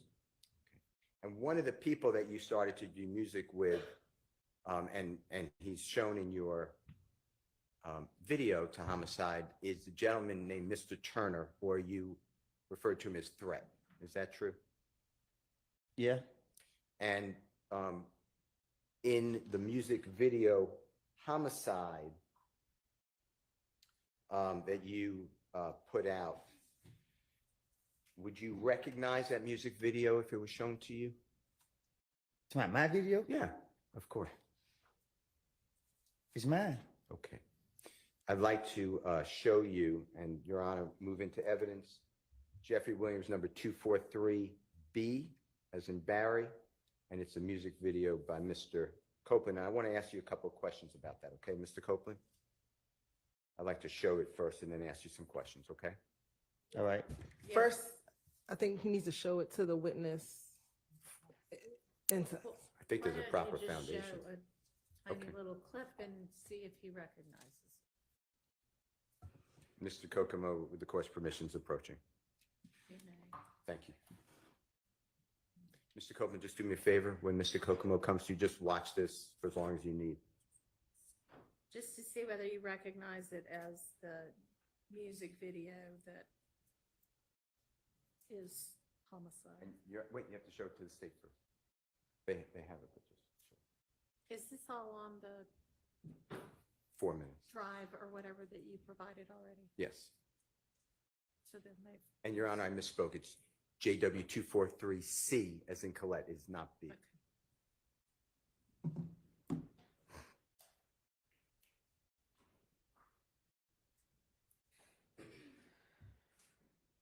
Yeah, they my video. Mr. Copeland, I heard what you said. I'm going to repeat it. If it's not what you said, just correct me. That is, you recognize it as your video. Yeah, I shot that video. Okay. Your Honor, I move into evidence. I'd like to play Jeffrey Williams 243C, as in Colette. relevant, Your Honor. What's the relevance? I believe that there is an indication of an image of, that appears to be like Mr. Donovan Thomas, and threat is in the video as well as Mr. Copeland. All right, can we just maybe zoom to those Sure. parts and do those little parts instead of the entirety of it? Yeah. Unless the entirety of it's relevant. No. We- Okay, We can thank you. absolutely do it. I move for the admission of everything, but for purposes of Sure. expedition. All right, Okay. it's admitted. And I would just need Mr. Kokomo, Your Honor, to announce what time he is Okay. playing, if that's okay. Or he could tell.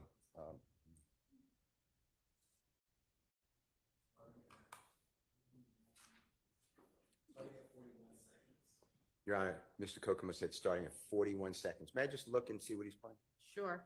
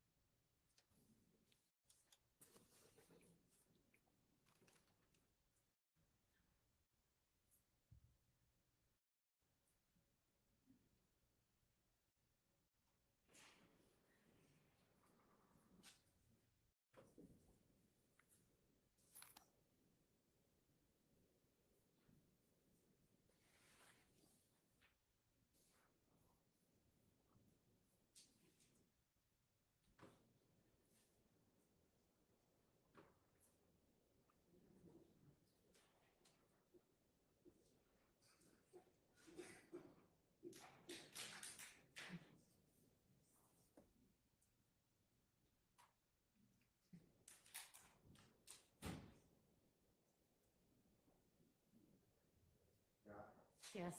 We would like to play, with the court's permission, I know it's in evidence, but 40:34 through 40:50 first, and then it's going to be stopped, and then 3:56:02 to the end. Okay. Go ahead.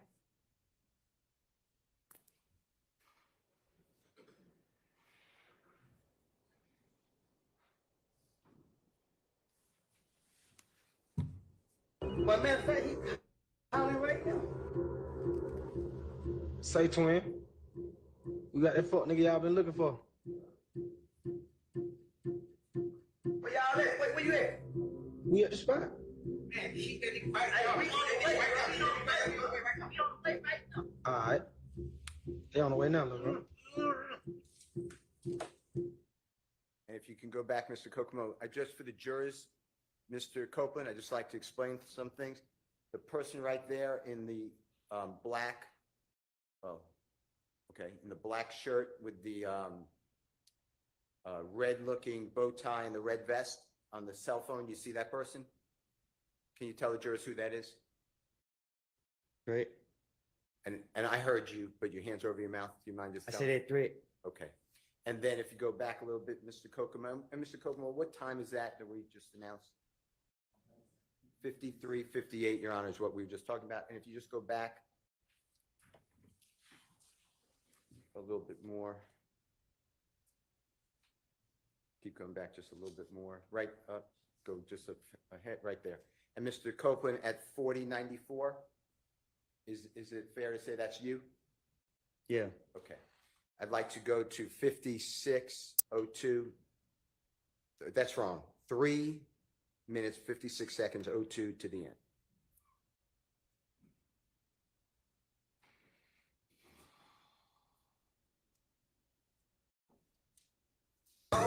Triple cross, perfect boy, speaking to the boss. Me and Woody pay, I do win what it costs. We ain't take no loss.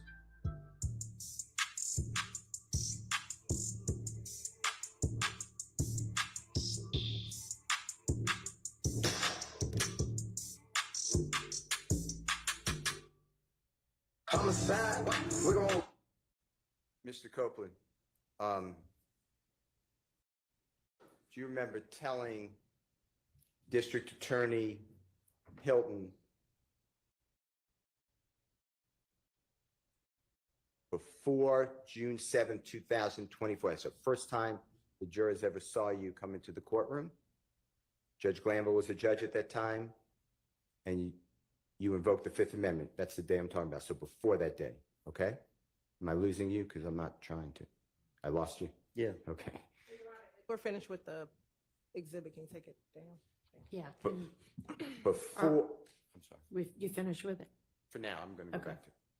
Before the first time the jurors saw you testify on a Friday, June 7, 2024, before that, do you remember telling District Attorney Hilton that you made a video admitting to killing Donovan Thomas? Do you remember saying that? Huh? Do you remember saying on social media or otherwise that you made a video or a statement that you admitted to killing Donovan Thomas? Do you remember saying that? Objection, mischaracterization of evidence. Not even mischaracterization. I don't know how to rule on that. Okay. I mean, I don't have anything in front of me. That's fine. Let me get the, can I have 1 second? Yeah, it's not an evidentiary objection, by the way.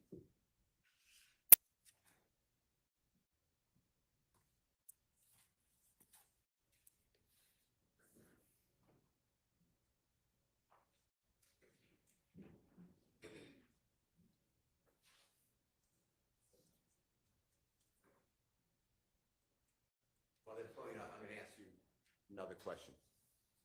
On what we just saw on Jeffrey Williams 243C, that man who had money on his head and then was shot in the video, remember that on the homicide video? Did that have anything in your mind to do with Donovan Thomas? I don't get what you're asking me.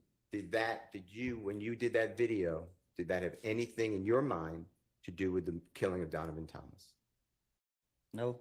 Okay. It's just a video, a music video? Yeah, just a video. Now, when part of your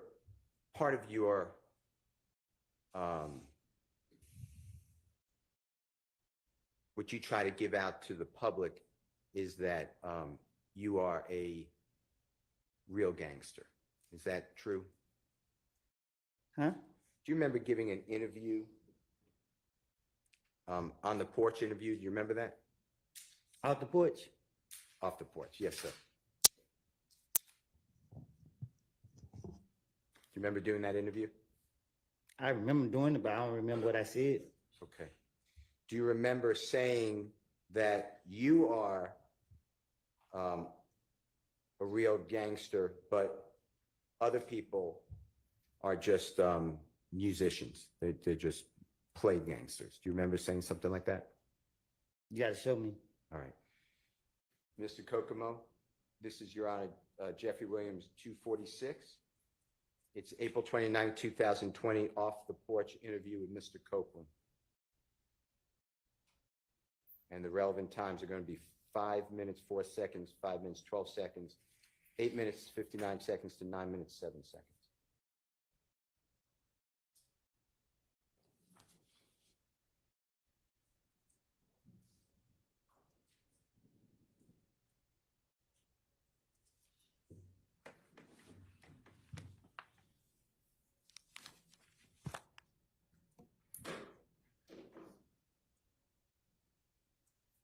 I remember, I said, I don't know what he's talking about.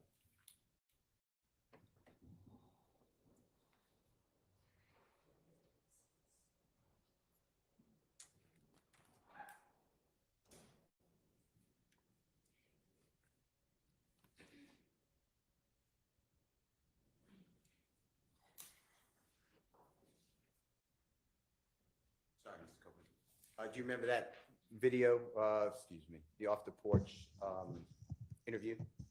I remember, but I don't remember what was said. Okay. Was that you in that video that was shown to you? In that picture he showed me? Yeah. Yeah. And do you need to hear what was said? Did Mr. Kokomo play that for you?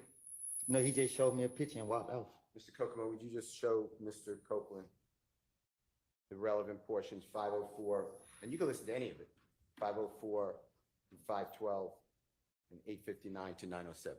Mr. Copeland, just listen to this yourself, please. They have it. These statements.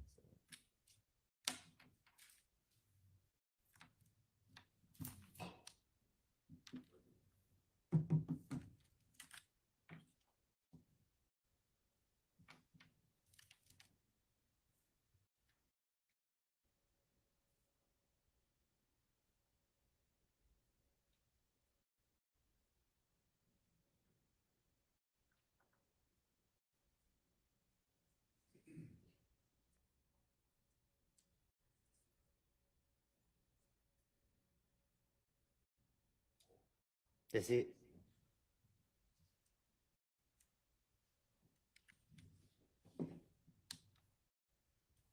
That's you in during your interview or part of it? Yeah. Okay. Your Honor, I move for the admission of Jeffrey Williams, 246, specifically, and I don't care if the whole interview's in, but specifically the times I announced, Your Honor. Your Honor, we're objecting based on improper character, and we can approach for some other matters, Your Honor. All right. Instead of approaching, because I haven't seen this before, so I'm gonna need to see it as well. I'm gonna excuse y'all to the jury room. I step out too. Yes, for now, but stay Be right there. close. And yeah, I may end up just sending you to lunch, but not yet. If I'm gonna do that, I'll send word. Okay, so just step to the jury room for now.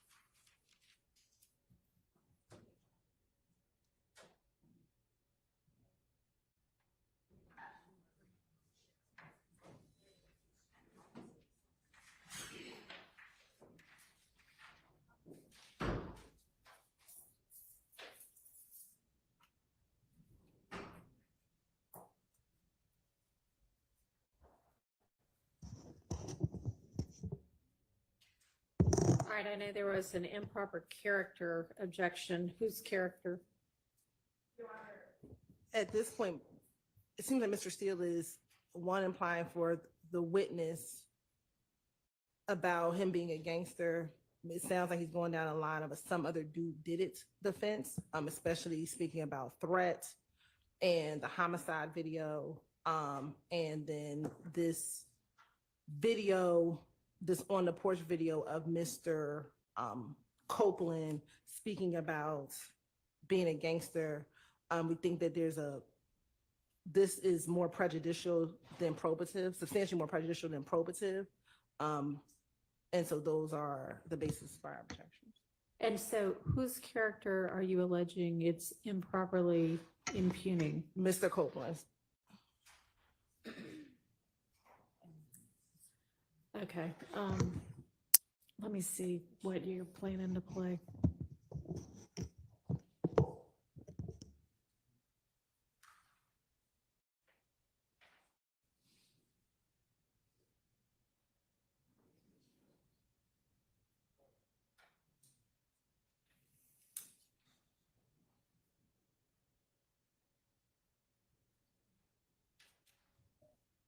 So at the end of the day, I got a story to tell.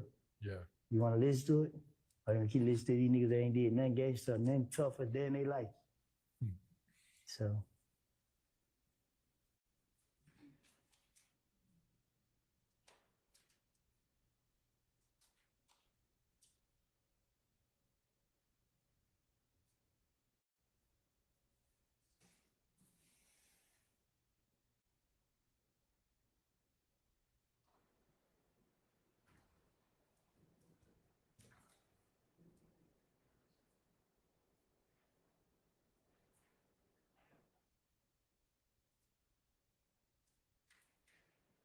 To hear so many people like it just build my confidence. I mean, because I had a pride thing, like, I don't want to be labeled as nothing but a gangster. So you look at me anything other than that, you got a problem. I'm going to slap the shit out of you. But whenever. I overrule those objections. It'll be very short, Your Honor. Okay, and I'm gonna have the jury back. Ms. Persfield, apparently one of the jurors, she was not hospitalized, but she had to visit the hospital last night. And she has indicated through an email that she may need an early break today. Her doctor's excuse had cleared her for going back to work as of tomorrow, but she didn't want to throw us all off in the morning. So she came today, but we may have to break early, and Ms. Persfield's just kind of finding out a little bit more detail. So I'm going to let her come back and let me know what's going on, and then we'll determine kind of where to go from here. So we'll just kind of recess in place.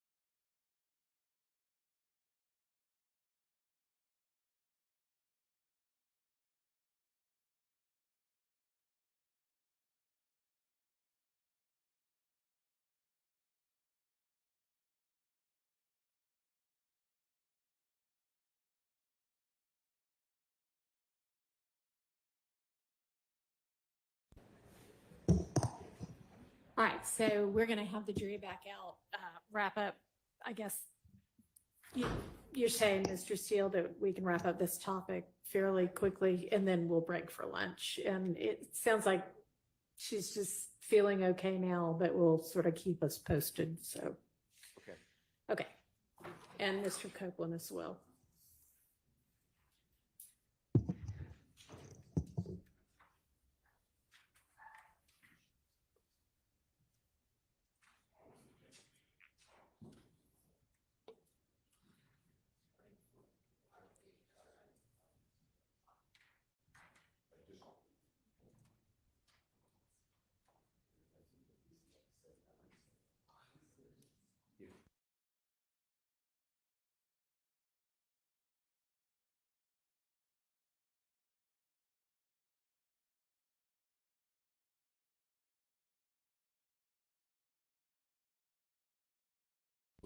We're breaking. Well, yeah, Okay. if this will be a clean kind of place for us to stop, sure. It'll be fine. Okay. Any way you say, we'll be fine.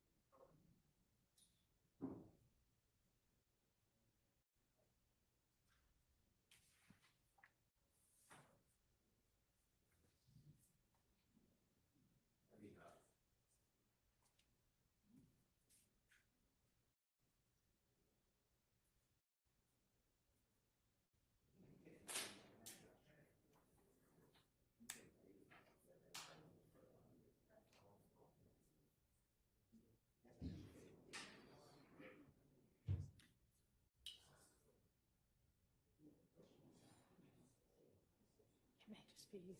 Let him go.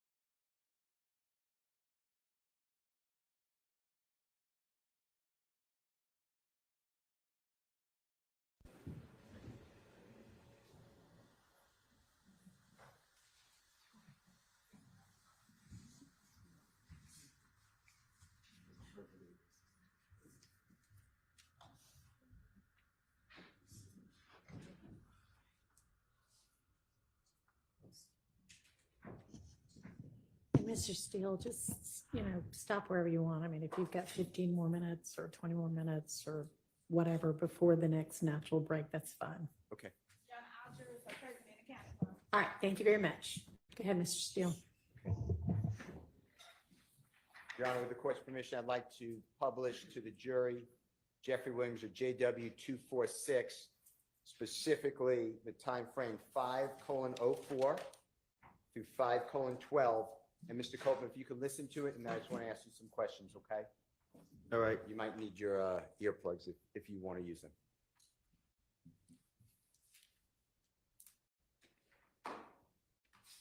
At the end of the day, I got a story to tell.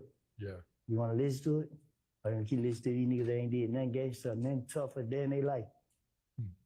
So. Were the people around you? Mr. Copeland, are we able to hear what you said during that interview? Yeah, I heard it. And you don't need me to explain. Tell the jurors what you were saying to the interviewer. What you mean? What was I getting at? Yeah, can you tell the jurors, please? Well, I did an interview and I got hear the question that he asked me. Okay, let me ask you this. Some jurors may not know what off the porch is. Can you tell them what that is? It's they interview rappers, upcoming rappers, and ask questions about the music and your background and stuff like that. That's what you ask? Yeah. And this was done approximately April 29, 2020. Do you remember that? It was done, I don't know when. Do you remember it was done during COVID, if that matters at all? Before I went back to jail. Okay. And in that segment that the jurors heard it, but you're explaining that you're a real gangster, not these other people who are pretending. That I'm not saying that's a quote, but something like that. That's what you were discussing, or you said. Is that true? That's what I said. Yeah. Yeah. Okay. I'd like to, and you discussed Jeffrey Williams in this. If you remember, I could play for you, but if you remember off the porch interview, is that true?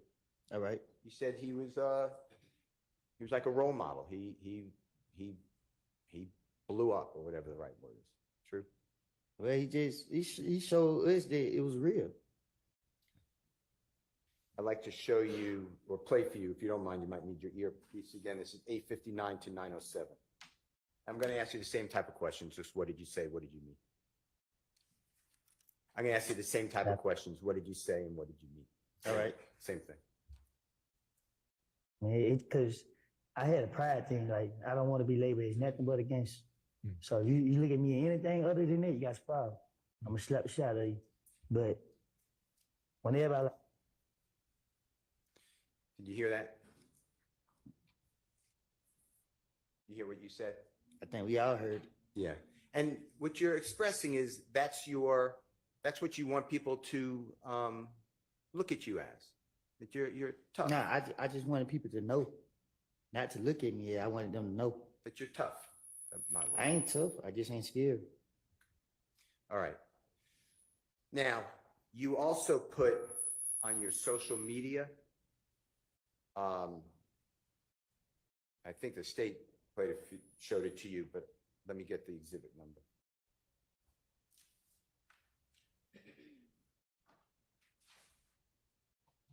You better play some? Well, let me show you something before. Is that okay? Just give me one Oh, second. I'm just trying to see. I didn't hear you.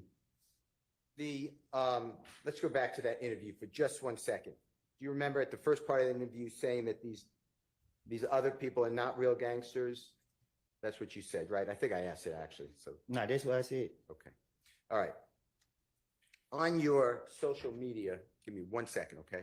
Your Honor, may I just go back? Yeah.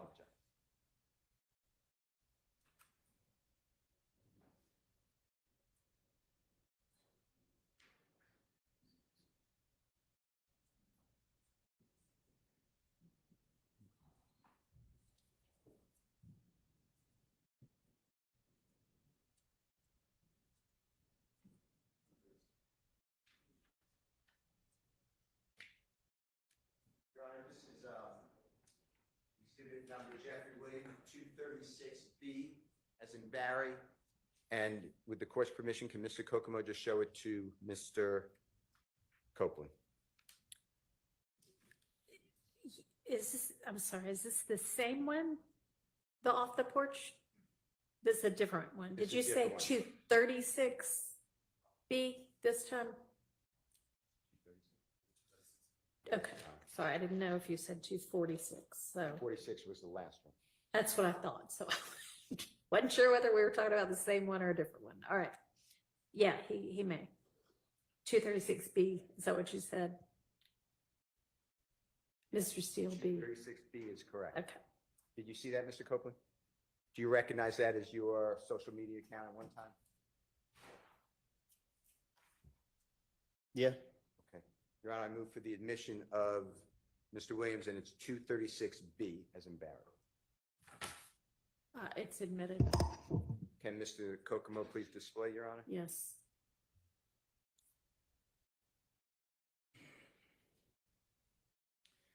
Mr. Kokomo, Mr. Copeland, I apologize. I want to go through this with you just for a minute, okay? Mm-hmm. And when I say this, I'm talking about JW, Jeffrey Williams Exhibit 236B as in Barry. That's a picture of you on the left-hand side. Do you remember where you were in that picture? In the back of a Rolls Royce.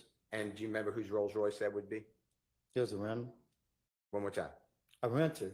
Okay, do you know who rented it? No. Okay. And then it says 725 underscore WODY, and then it has Georgia Most Wanted with 2 emoji green snakes. You see that? Mm-hmm. And it says that you're an artist, or it says artist, the word artist, right? True? Is that right? Yeah. And then underneath it says, I came from nothing with a period. You see that? Yeah, I see it. And I came from nothing. Do you know that to be a series of Jeffrey's music? What you mean?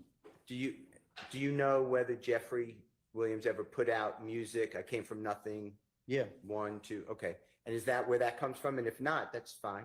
I'm just asking you, were you inspired by That's where it came from. Okay. And when it says Georgia's Most Wanted, you're aware that you were deemed by the federal authorities as 12 most dangerous people in Atlanta. Is that true? I was? Yeah. Objection, speculation. I'm asking you. Well, I mean, it's not speculation, but he's answered that he didn't seem to know. Let me show you. Tell me whether this refreshes your memory. Objection, Your Honor. This is What's the number? Exhibit number? What's the objection? this is nothing that he can authenticate. Okay, there's an authentication objection. Well, Is let me that the only objection? Irrelevance. And if we can approach him, we can show you the exhibit. You may. Let's go ahead and send the jury to watch them. And we'll deal with this while y'all go to lunch. Let's be back at 1:15, please. You said 115? 1:15.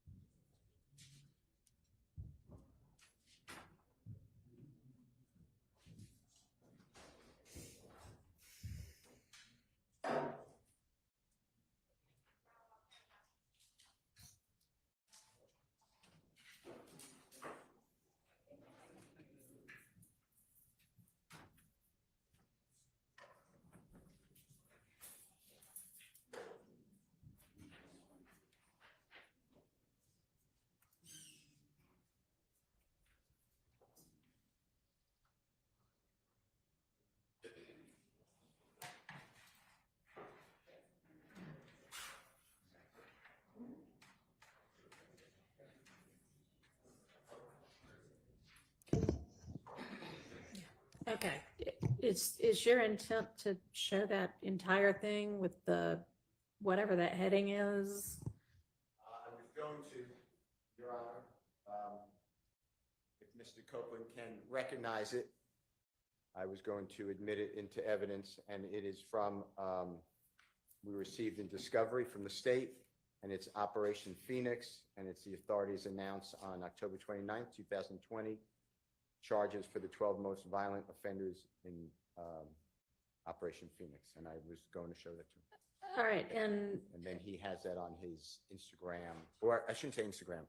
It's a social media account. I think and it's when's that social media post from? That is, it's in his, oh, I'm being told the answer. It's in his biography or bio.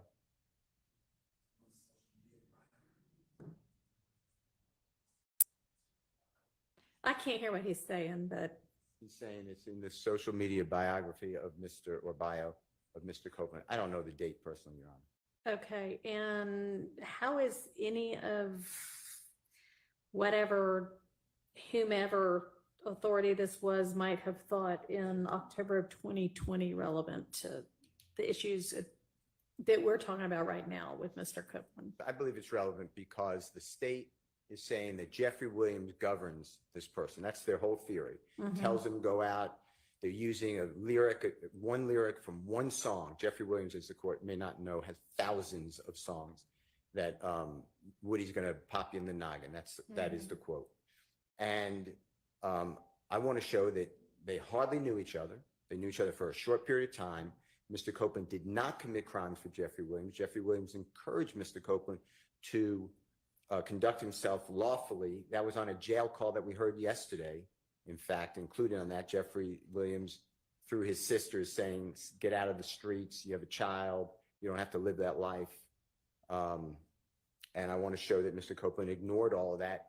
And after he has no contact, he has zero contact with Jeffrey Williams, he is still putting on his social media that he is a gangster, or 12, one of Georgia's most wanted. He is by the prosecution. These are federal authorities, by the way. So when I say prosecution, I'm talking about the federal authorities, deemed him one of the 12 most violent offenders in Georgia in 2020. And he has done a interview with Off the Porch in April 2020, where he's stating that he's a real gangster, the other people are not, and that if you disagree with that, he's going to, straighten you out, basically. So I think that's all important to the jurors, because it will hopefully undress this impression, wrong impression, in my opinion, strongly wrong impression, that the state is putting up, that somehow this man is all around Jeffrey Williams, knows what he says, knows what he's thinking. He overhears him on conversations, and Jeffrey Williams is there when the police keep calling Kenneth Copeland. It just, in my opinion, and hopefully the cross-examination, that just wasn't their relationship. So. Okay, well, most of what you mentioned already has already been put before the jury, and this particular exhibit does not in any way shed any light on whether Mr. Copeland is or is not close with Mr. Williams. And I just do not see the relevance of it, particularly given that he said he didn't know that that's what law enforcement thought of him. Okay. So I'm going to sustain that objection. I understand. Okay. We will move on. Okay, so let's all break for lunch. Can I just give this then to, it's on the thumb drive, of course, but can I just give this to the court reporter? It's the print, unless you don't want it. No, yeah, that's fine. But I understand it's not in evidence. Correct. In fact, you might not, because it's going to be a lot of, can I write not admitted into evidence on it? Or, That's fine. Okay. Excluded. And you're on the full straight, right? And step up for the next prosecution. Yes.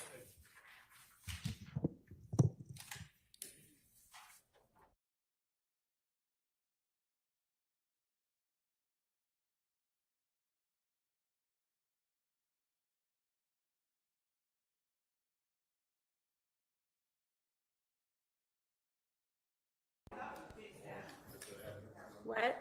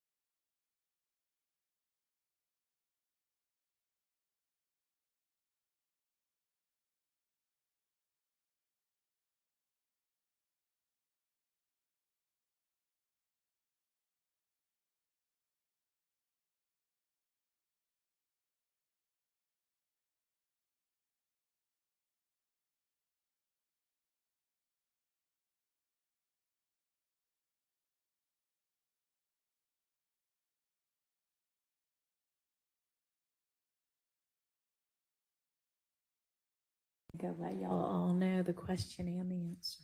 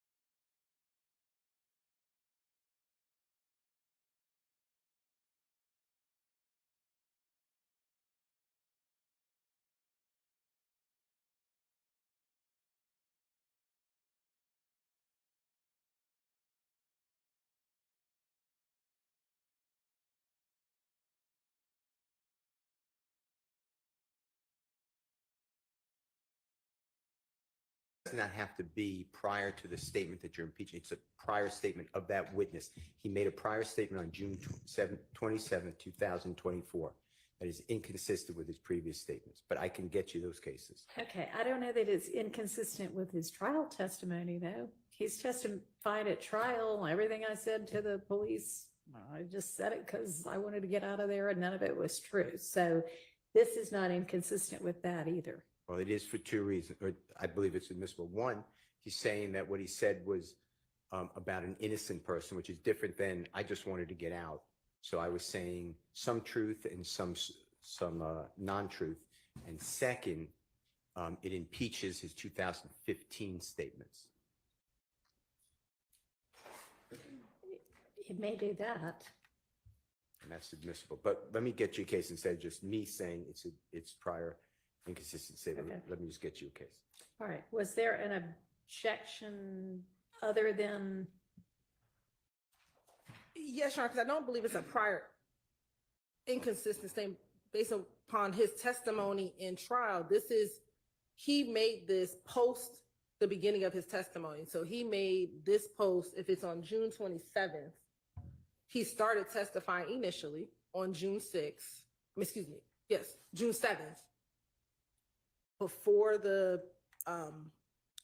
and he testified all the way up until June 17th, prior to, that testimony not being included. And this is after that on the 24th, which this is consistent with what he said on the stand repeatedly to this jury over and over and over again, that I lied on Thug. Thug hasn't done anything.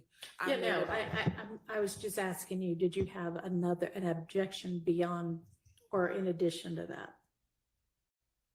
I didn't know if that was everything you were saying or. That's it. Yes, Your Honor. All right. And then, Mr. Shart, did you have something?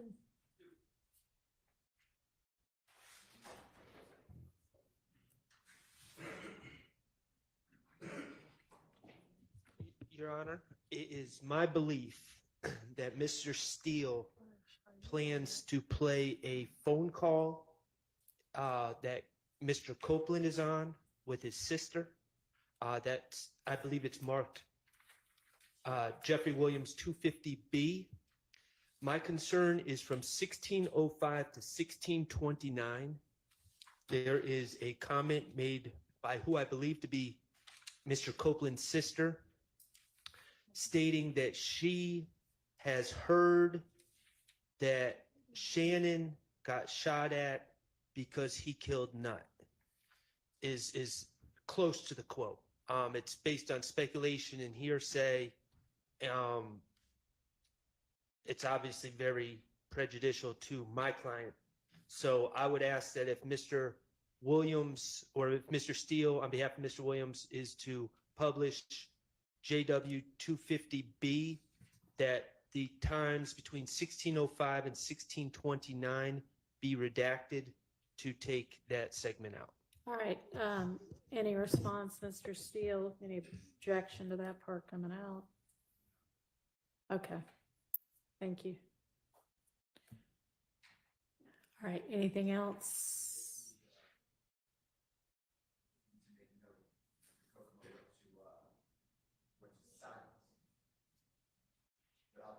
All right. Any other matters? Okay.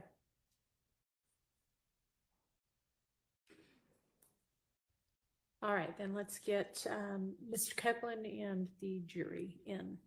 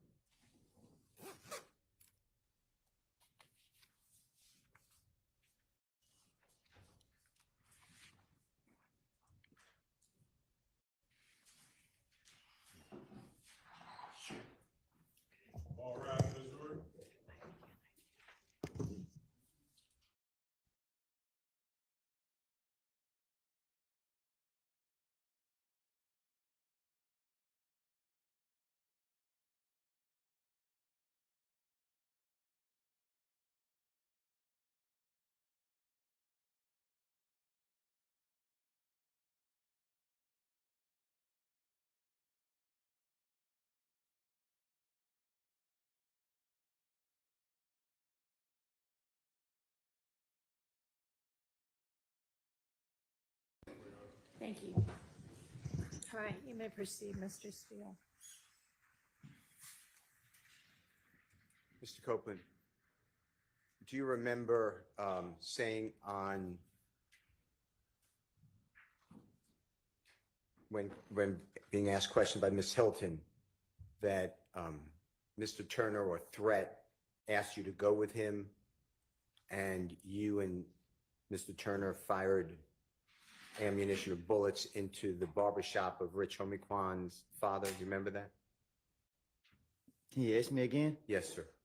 Do you remember telling the jury that you and Mr. Turner, Threat, went to the barbershop of Rich Homiequan's father and fired bullets into that barbershop? What about it? One more time. What about it? Do you remember saying that? Out of frustration? Yes. Yes. And when you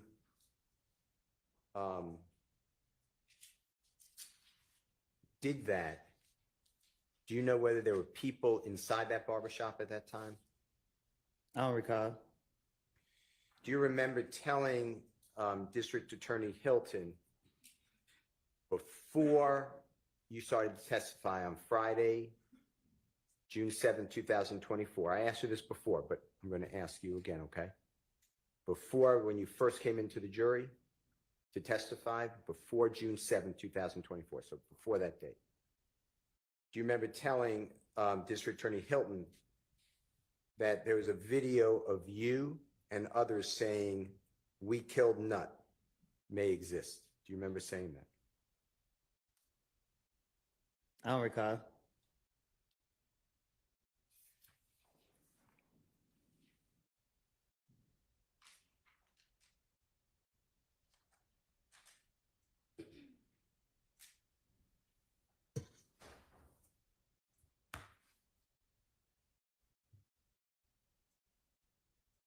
Did you tell District Attorney Hilton that?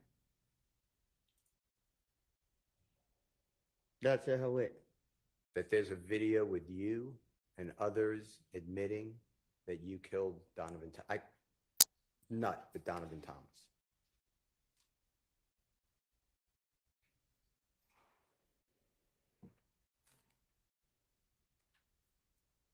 I can't remember if I told her. All right, let me go into this.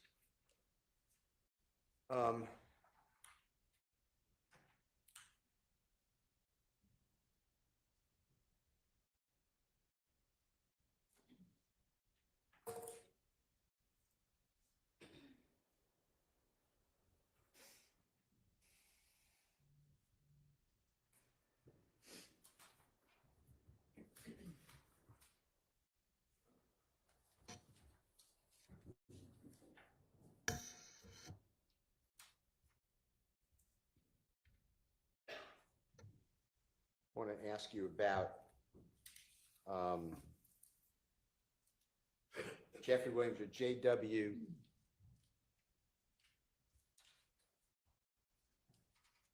(240P) as in perfect, and that states exhibit number 378YE. So, Mr. Copeland, that's going to be the June 10th, 2015 interrogation or interview with the police. And it's at 248:22 through 248:57. And this goes into you stating that when you pulled up, you told Deshawn's your child's mother, right? That's Right. her name. Okay. That I was like, she got in the car. She was at her friend's house. This is on January 10th, 2015. You're recounting. She got in the car. You said, "Man, these ends just killed Nut, bro." She like, "Who?" I told her, "It's Thug and them." She like, "Huh? What happened?" Like, SHI, I don't know. D just got in the car and like, SHI, boy, they just, you know what I mean? They just told me that. So she like, "What you gonna do?" "What the F you mean what I'm going to do? I ain't got nothing to do with this, SHI." She like, "Yeah, you know, like we all know they was gonna say my name, so I was like, I don't know. So we got in the car and we rode home. Okay? I'd like you to listen to make sure I said that right, if you don't mind listening.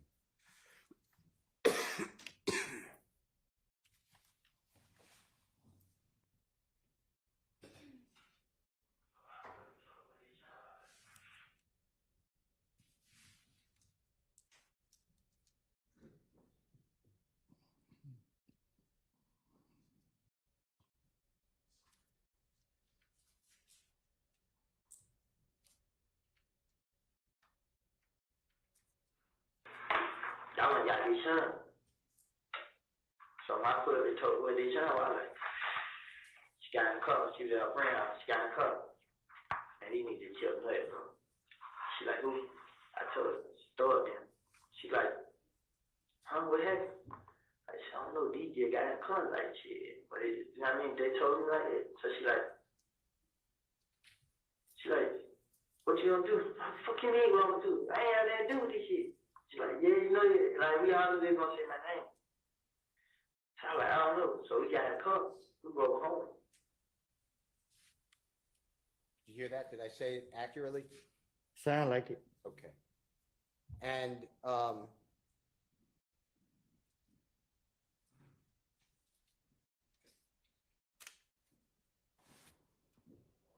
do you remember telling the police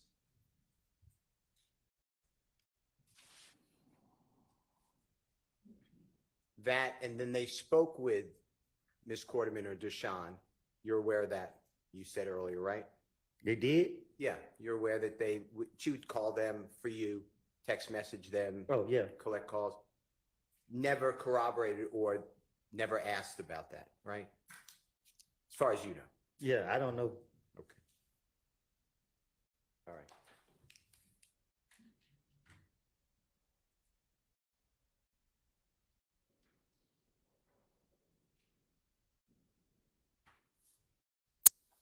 You know, I may have 1 second. Sure. I apologize.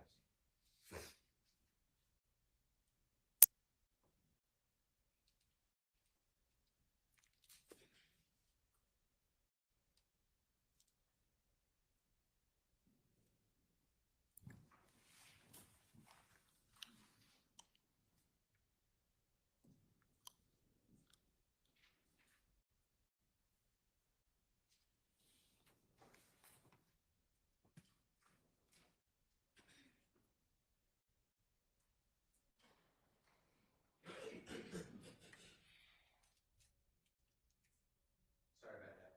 Thank you, Your Honor. Okay. The next one,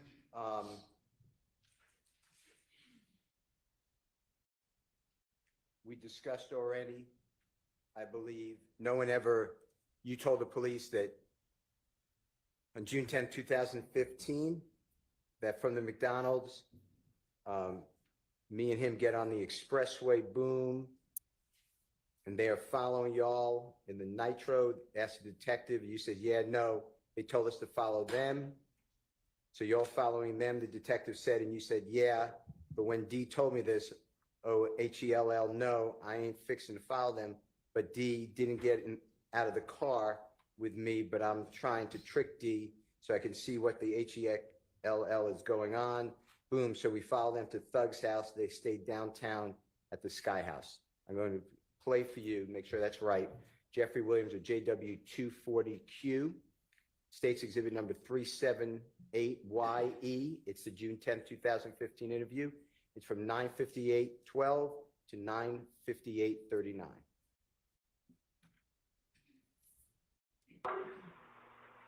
So we gonna get on Spiller. Wait, are they following y'all? Yeah. Nah, they told us to follow him. Okay, so y'all follow him. Yeah, but when you told me, hell no, I ain't gonna follow him. But I had to even get out the cover. I'm trying to keep these, I see what the hell going on. Boom. So we followed them to the door. They stayed downtown on the Sky House. What I said, was that fairly accurate? He said, I told you, I heard it, but man, I'll tell the police anything. And the truth is, you didn't follow Jeffrey Williams to Sky House. I don't remember that night. I don't So much going on. I don't know what happened that night. When I say follow to Jeffrey Williams Sky House from the McDonald's, What I'm saying is, so much what happened that night. I can't say I was all over the place. I don't remember exactly what happened that night. let me ask you this. Did you ever drive by at any time, the scene where the barbershop is, where Donovan Thomas was shot and killed on January 10th, 2015? What you mean? Did you, at any time, I understand there was a lot going on, but did you drive by the scene, you know where Donovan Thomas was shot? You know what I'm talking about? Yeah, In I know front what of you're the talking barber about. house. One more time? I said, I know what you're talking about. Okay. Did you, on January 10th, 2015, drive by that street where he was shot? I can't recall. Okay. Let's do this. Did the police, detectives, federal, anybody, district attorney's office ever come to you and inquire of you whether or not your phone records show from the McDonald's area, cell phone tower, to the Sky House? Did they ever ask you about your phone records to see if it tracks what you told the police? They never told me nothing about my phone at all. Okay. All right. I want to talk with you about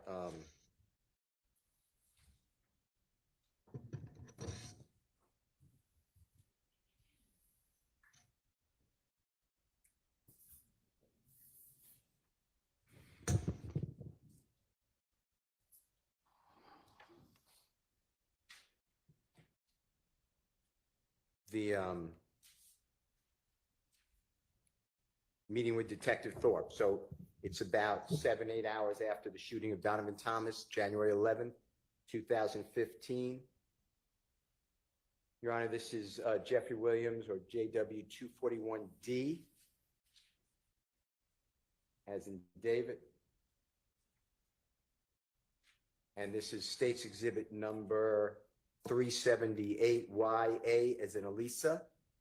It's 3:18:50 a.m. to 3:20:42 a.m.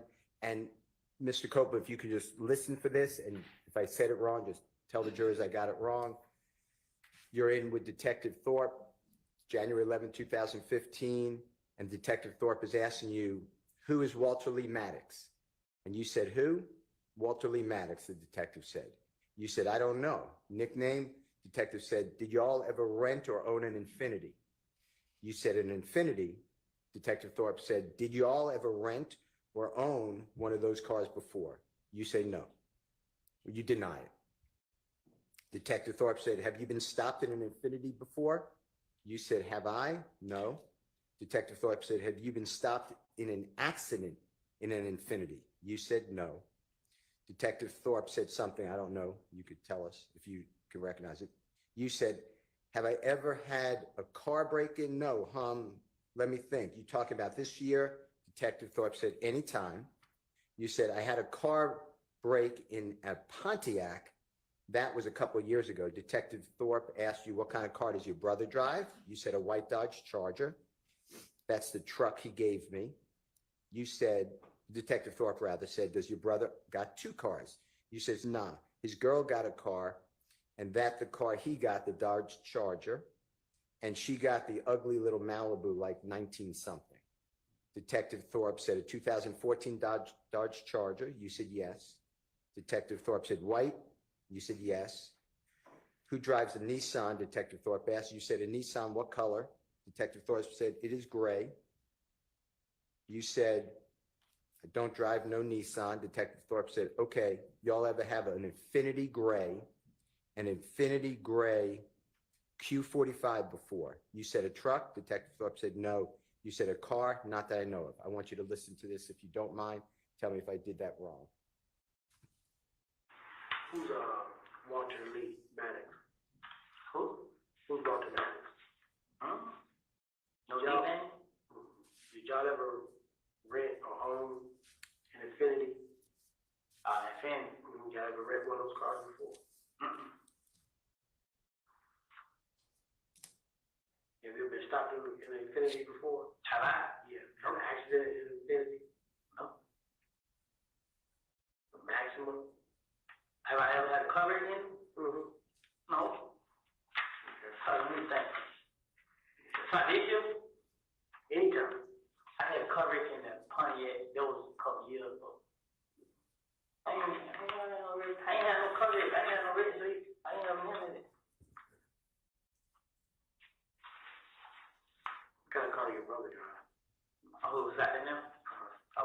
Dodge Charge. His car he gave me. Your brother got 2 cars?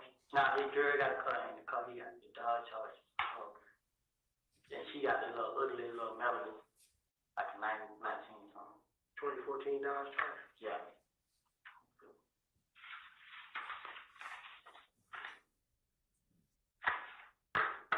One. Yeah.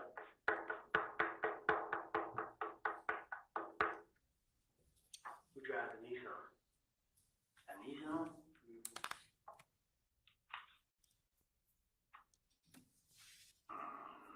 What color? What color is it? Gray. How about that on Nissan? Okay. Y'all ever had a Infinity Gray? A gray Infinity Q45 before? A truck? No. A cup? Yeah. Not that I know of. Were you able to hear that, sir? I think we all heard. Okay, similar to what I said? Huh? Similar to what I said? I guess. Okay. Mr. Copeland, you referred to Detective Thorpe as a squirrel brain. Do you remember that earlier in the testimony? Do you remember saying something like that? Yeah.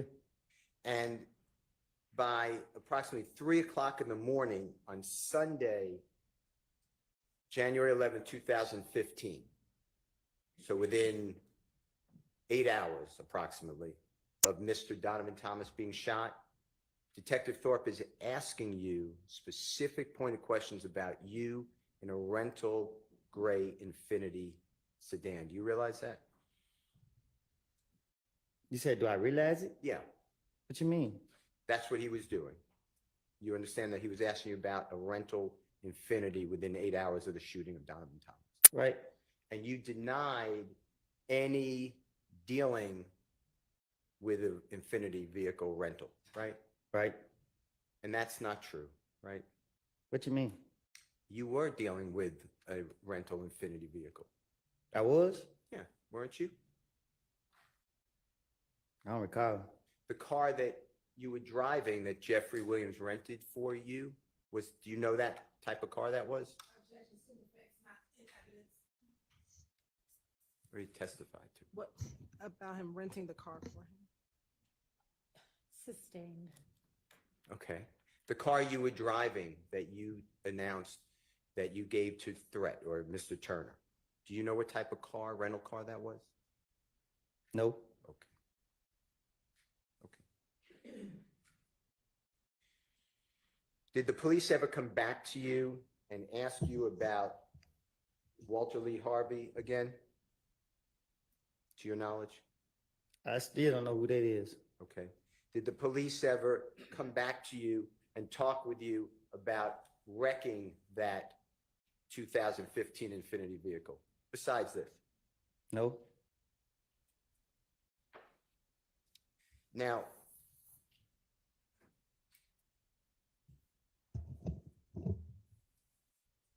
you have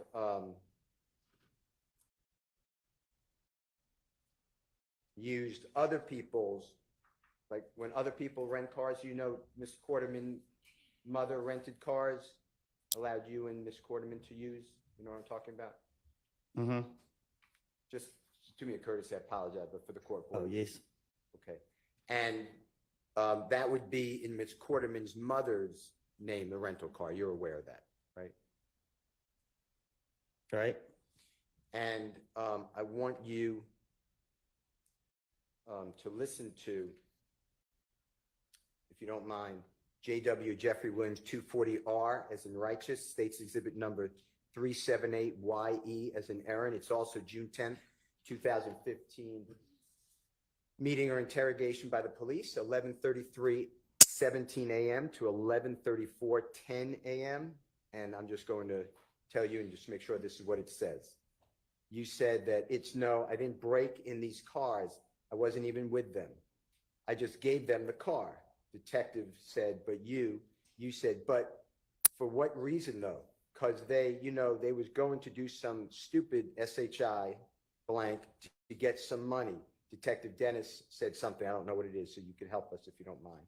You said, I knew they were fixing to go.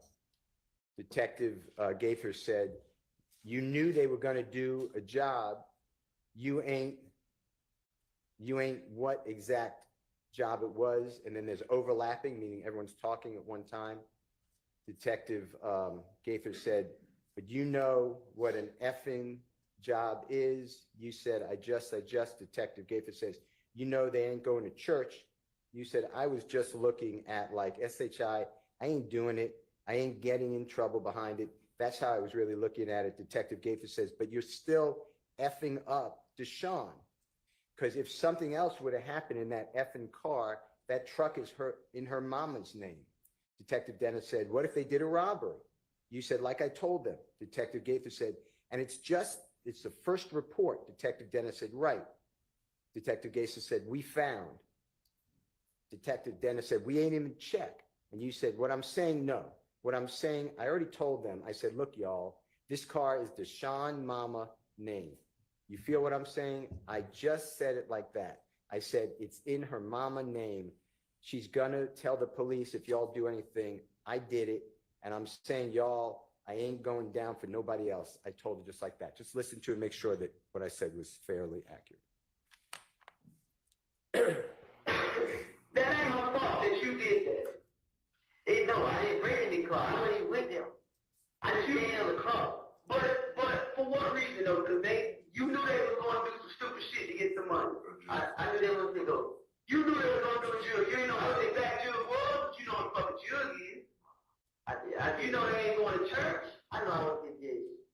I just looking at it like shit. I ain't going to get in trouble behind. That's how I've been looking at it. But you is still fucking up their shot because something else would happen in that fucking car. That truck is in her mama's name. What if they did a robbery? Like I told him. And this is just the first report run we found. Maybe you checked on it. What I'm saying, I told him, I said, look, the car that your mama name. You know what I'm saying? I said, your mama name. She gonna tell the police, if y'all do anything, I did. And I'm letting y'all know I ain't going out for nobody else. I told him just like that. Is it fair what I said? That's what you all are talking about? That's what it sounds like. So even though it was, and Deshaun and you have a special relationship. I mean, you share a child or children, right? Yes, a child. Okay. And you're aware that her mother is renting a car in her mother's name, letting you use it, and Deshaun, or excuse me, Miss Carterman. And it's used for criminal conduct by stealing people's cell phones, laptops, breaking into cars. You're aware of that, right? I don't know. You're aware on June 10, 2015, when the police came to arrest you, they searched that rental car in Deshaun Quarterman's mother's name and found other people's cellular telephones, laptops, identifications. You're aware of that, right? Yeah, after they locked me up. Okay. And you were involved in breaking into those cars and stealing, using her mother, Deshaun Quarterman's mother's rental car, right? Objection, Your Honor. Assume effect's not in evidence. Asking him a question. I think he just answered it. Right? They charged me. Okay. Why,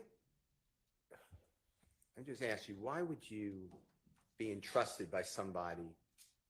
They were doing you a favor with a rental car in their name. Why would you go out and commit a crime while using someone else's rental car?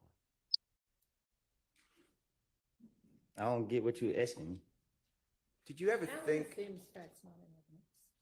Did you ever think about the lives that you were affecting by committing crime in a rental car in someone else's name? Objection, Your Honor. Assume effect's not in evidence. Rule 611, Rule 24-6-611. How about relevance? And relevance. Did it ever occur to you that you can get other people in trouble? Objection, relevant. Sustained. All right. I'd like to talk with you about Jeffrey Williams exhibit number 240S, as in Samantha,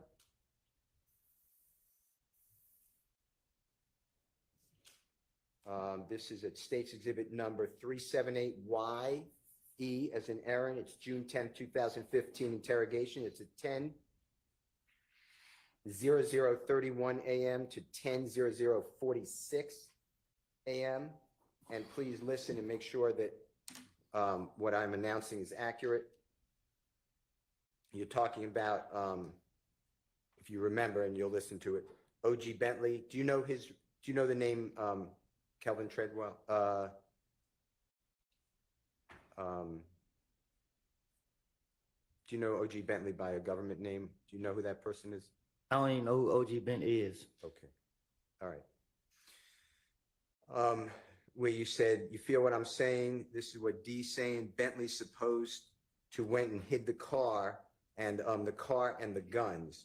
Detective said, where? You said, I ain't never heard it. Like they just cut me off. They seen all the police just kept coming at me, talking to me. I want you to listen to this if that's what you said, okay? You know what I'm saying? This what he said. Bentley just supposed to went to hit the car and the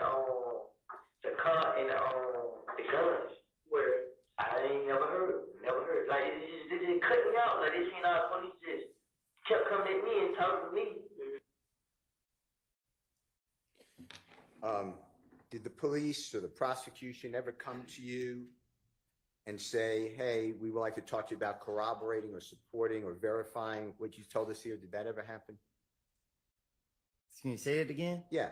When you're telling the police that O.G. Bentley supposedly hit a car and guns, did the police ever come to you or the district attorney's office and say, we want to talk to you about that statement and see if we could verify it? Did they ever do that? Then I said to the police, they came back to me and asked me to verify whatever word you using. They never, after I said what I said to them, that was it. I didn't hear nothing else from them until I was back in handcuffs. Okay. Yesterday, you were shown State's Exhibit number 22, CC. Could you help me out if you don't mind? Thank you.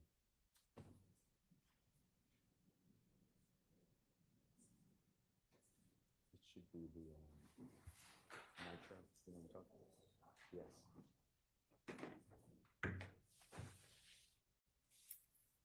This is already in evidence, Your Honor. Right.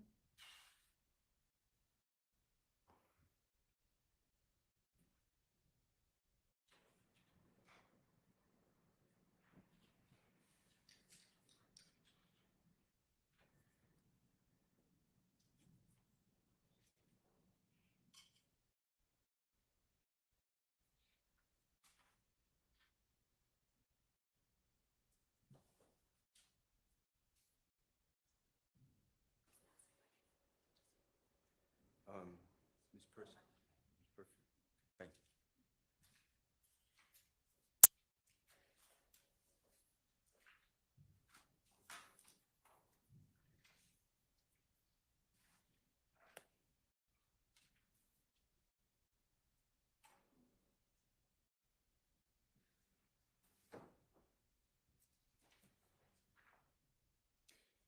If you could just blow up the actual image. Mr. Copeland, if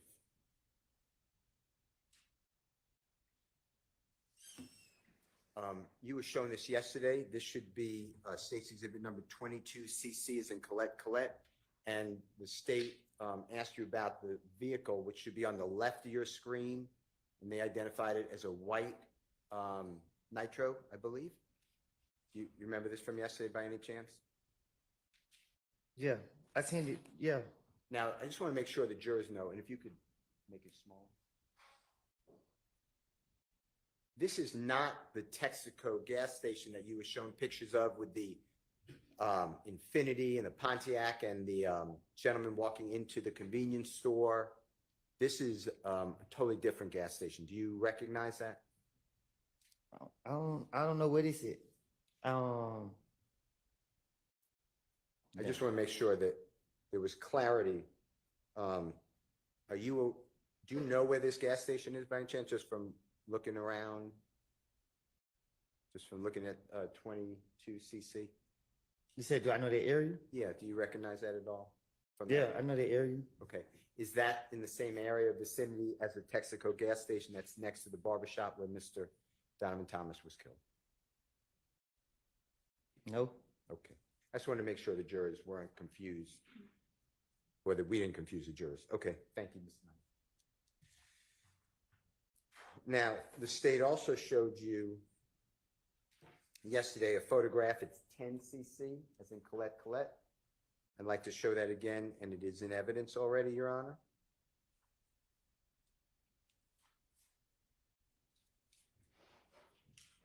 And if you could blow it up, if you don't mind. Do you remember seeing this yesterday by any chance, Mr. Copeland?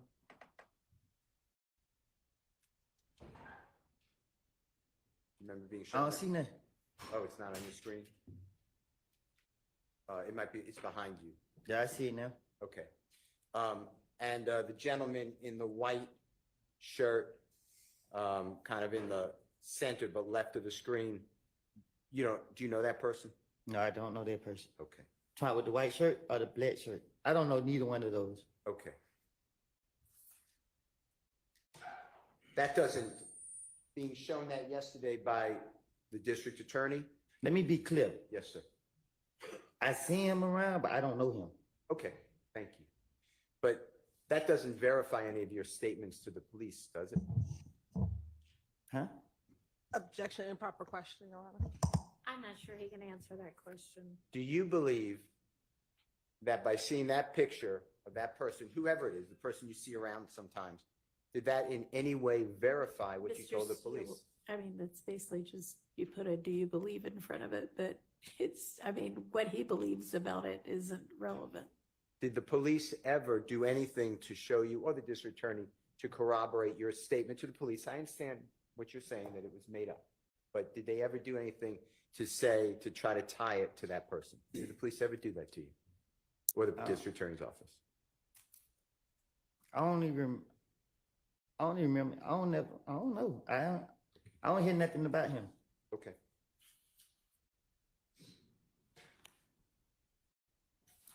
All right. I want to talk with you about your statements to the police. That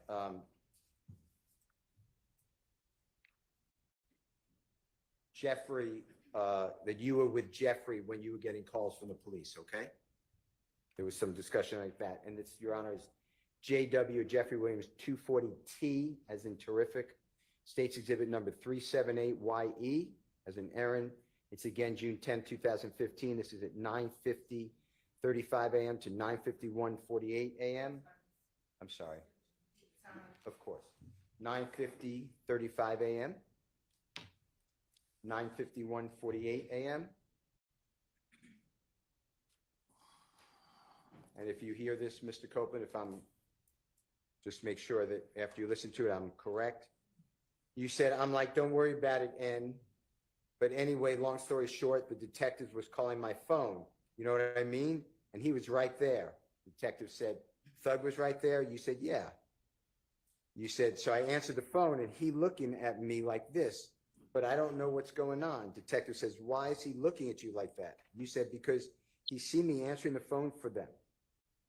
Detective said, but at what point does Thug have anything to say, nuts murder, to be looking at you in any kind of way, like, don't worry about that, like this and that? And you said, I'm fixing to give it to you. Detective said, please, we've been waiting for months. You said, no, I ain't. Guess what?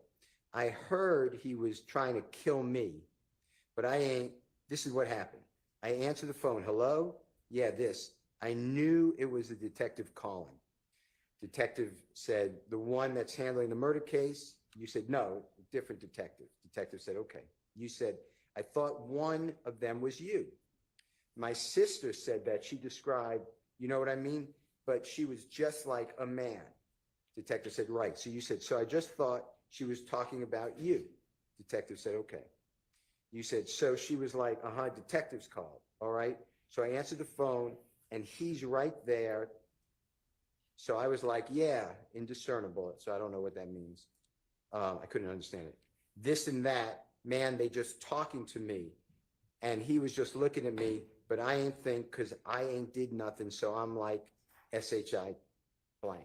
I'd like you to just listen to this if you don't mind and tell me if this is what you're saying, and I'd like to ask you some questions.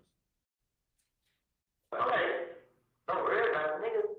But anyway, long story short, the terrorist will call my phone. You know what I mean? And he was right there. Yeah. So I answered the phone, and he looked at me like this. So, well, I don't know what's going on. Like, why are you looking at you like that? Because he seen me answer the phone for him. But at what point does Thug have anything to say about Nuts murder and be looking at it any kind of way? Like, don't worry about that. Like, I'll get to you. Please, we've been waiting months. No, and guess what? Well, I heard you try to, but I ain't. This way, I answered the phone. Hello? Yeah, this I knew it was a detective call. The one that's handling the murder case? Nah, it was different detectives. I went on too. My sister said that she described it. You know what I mean? But she was just like a man. I thought she was my too. So she was like, detective call Ike. So I answered the phone, and he right there. So I'm like, yeah, this chemical company, what this and that. And they just talking to him. And he just looking at me, but I ain't think he could, I ain't did that. So I'm like, shit, nigga, yeah. Mr. Copeland, what I said, was that substantially right, according to what you just heard? That what it sound like. Did the police ever come to you, or the district attorney's office ever come to you and discuss with you whether or not anything about you were around Jeffrey when police are calling and his impression of it or reaction to it? They ever do anything to verify that, to your knowledge? No. It's made up, right? Well, they said that their own mouth. You heard them in the investigation. You ain't giving us nothing. You bushing us. I mean, like they knew what I was doing. My stomach hurt bad, Judge. I feel like I got cramps.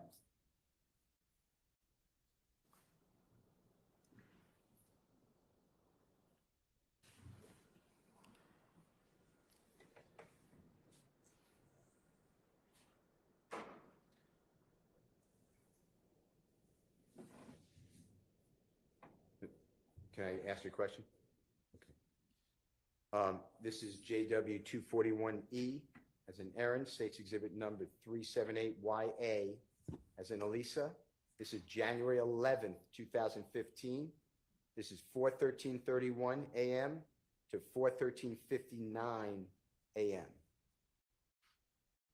And specifically, this is you telling Detective Thorpe that that you wanted to retaliate after the shooting of Donovan Thomas. People were shooting your family's homes.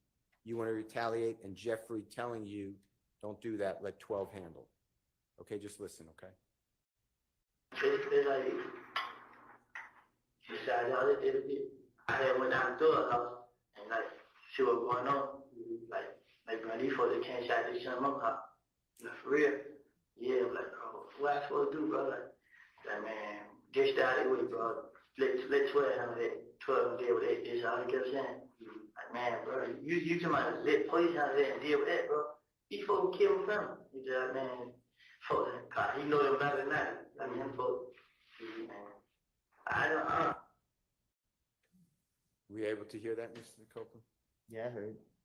And is it fair to say that you told Detective Thorpe about 7-8 hours after the shooting of Donovan Thomas that Jeffrey's reaction to all this is let 12 handle?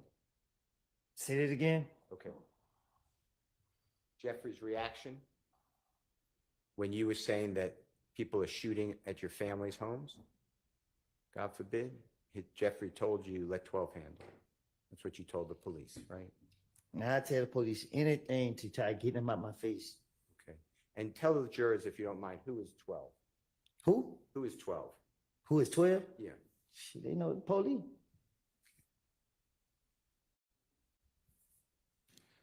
I want to talk with you about your statements to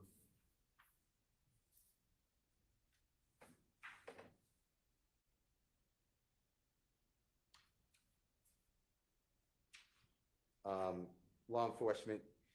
This is JW240U as in unbelievable. It states exhibit number 378YE as in Aaron. This is 10:58:11 a.m. to 10:58:46 a.m. This is again June 10th, 2015. And Mr. Copeland, just to orient you, this is where you're talking to the police about Jeffrey supposedly want to have you killed, okay? Have who killed? Remember that? Have who killed? You. Me? Yeah, that's what you told the police. I'm going to read it, and then you tell me, well, I'm going to say what I think it said, but you correct us. You said, it ain't none of that. It ain't. This is what only thing, when the police called, bruh, he seen me talking to them, and he just feel as I ain't supposed to say nothing. You know what I mean? He just want me to just let y'all put one on me for murder. You know what I mean? That's what he want. Detective said, and Sam called and not saying nothing. And you said, that's what he wanted. That's what I feel like deep in my heart, deep inside my heart. Like I ain't even told my brother. I ain't tell nobody that this N is trying to have me killed. I ain't tell my baby mama, you know what I mean? Detective said, right. You said, it was a feeling like when Nut first died and everybody was coming, screaming my name, seeing how nervous and scared I was. If you could listen to it, if you don't mind. It ain't none of it. It ain't just what all thing he did. When the police called up, he seen me talking to him. And he just feel, and then I ain't supposed to say nothing. You know what I mean? He just want me to just they try to put one of me for murder. I mean, that's what he want. And stand tall and not fake up. That's what he want. That's what I feel like deep inside my heart. Like, I just told my brother, I ain't tell nobody about something that he trying to kill. I ain't tell baby mama. I mean, And then I'd like to play for you Jeffrey Williams 240W. As in wonderful, it states exhibit number 378YE as in Aaron. It's at 10:58:50 a.m. to 10:59:09 a.m. So it's right after where we stopped. So it's really a continuation. And I'd like you to listen to this and focus on your statement that, you know what I mean? It was, I got scared to be around him, be told, the truth be told, I got scared. I told my baby mama, like you can call her now, man, we gotta go, man. I think that N thug, like that night they shot at us when I was telling you all that story, in my heart, I was like, darn, but says another word, that N thug trying to get me killed, you know what I mean?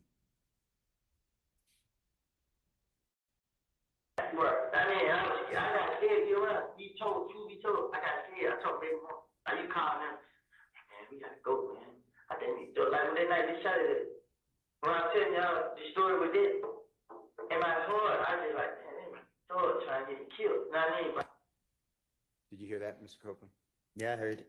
So in those two back-to-back recordings that we heard, the JW240U and the JW240W, on the first one, you said to the police that you ain't tell nobody that this N's trying to have me killed. I ain't tell my baby mama.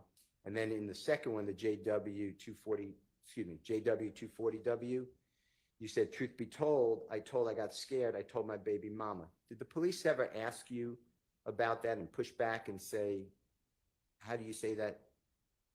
How do you say what? Yeah, that you didn't tell your child's mother, and you did tell your child's mother. Did they ever do anything like that?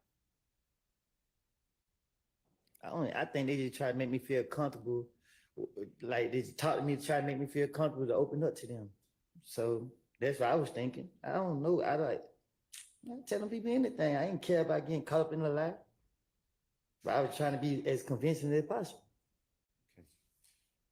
I'd like to go into JW240V, as in Victory. It states exhibit number 378YE, as in Aaron. It's June 10, 2015. Mr. Copeland's 10:20 10:39 a.m. to 10:21 even, or 10:21:00 a.m. And this, I'd like you to focus on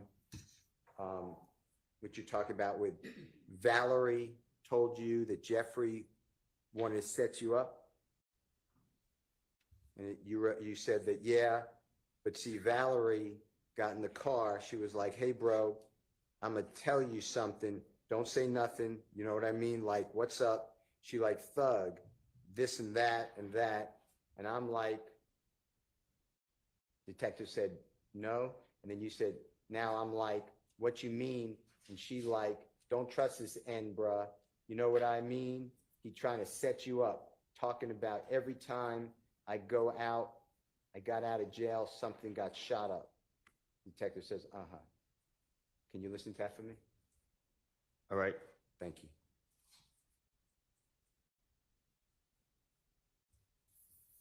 But see, Valerie got in caught, she like, hey bro, I'm gonna tell you something, I'm saying it. You know what I mean? I'm like, what's up? She like, dog, this and this.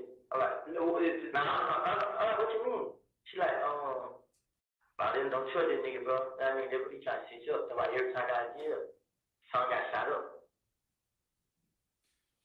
So you're saying every time you got out of jail, something got shot up. That's what you're telling the police, right? That's what I told the police. Yeah. That's what it sounded like. And that Valerie told you don't trust Jeffrey. Remember that? That's what I said. Yeah.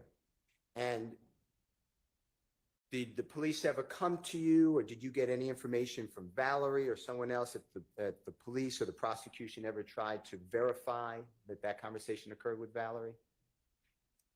After this interview right here, I went to the feds probably like 2-3 weeks later. I haven't heard anything from about this interview all the way up until they brought me in this trial. Okay. I haven't heard anything about no investigation all the way up until this trial. Okay. To your knowledge, did the police or the prosecution ever just simply go to Valerie and say, did this happen? Yeah, it's I don't know. I'd like to show you what the prosecution showed you yesterday. It's State's Exhibit number 60W, as in wonderful, A as in Elisa. It's timestamp 208. Ms. Knight, do you mind helping me? Thank you.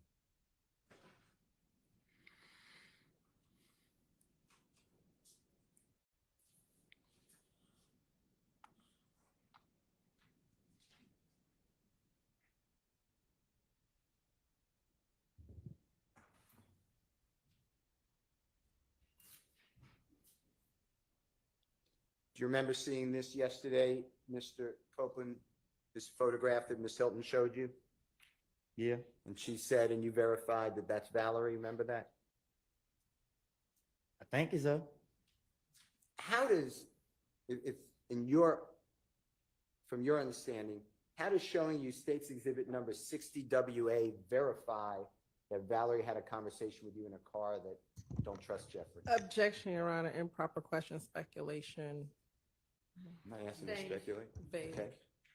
Can you tell the jury, how showing you State's Exhibit 60WA verified anything that you said to the police on June 10th, Objection. 2015? Objection vague, and it's the same question. Just reframe. Sustained. Besides that being a photograph or an image of a video, what does that picture mean to you that you were shown yesterday? That she was dirty as hell back in the day. Thank you, sir. All right, I'd like to go into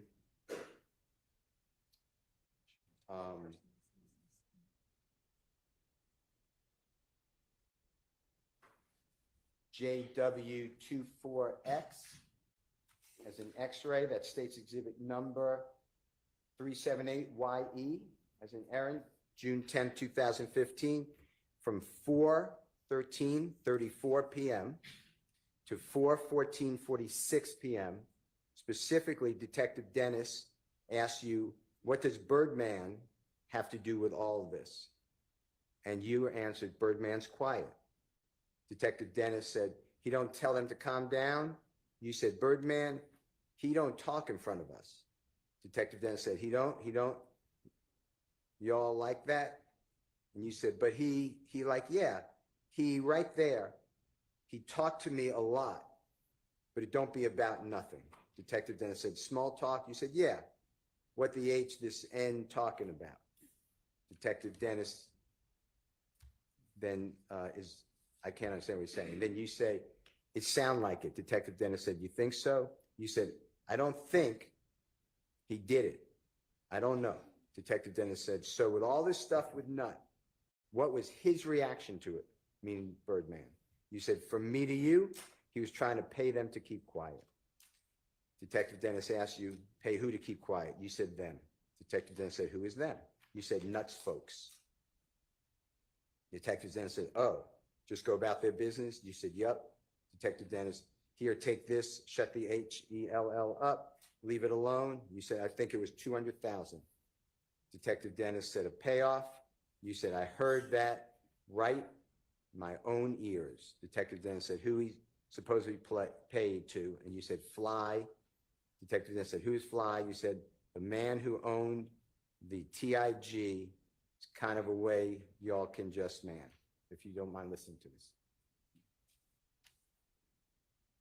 What does Birdman have to do with all this? Birdman, quiet.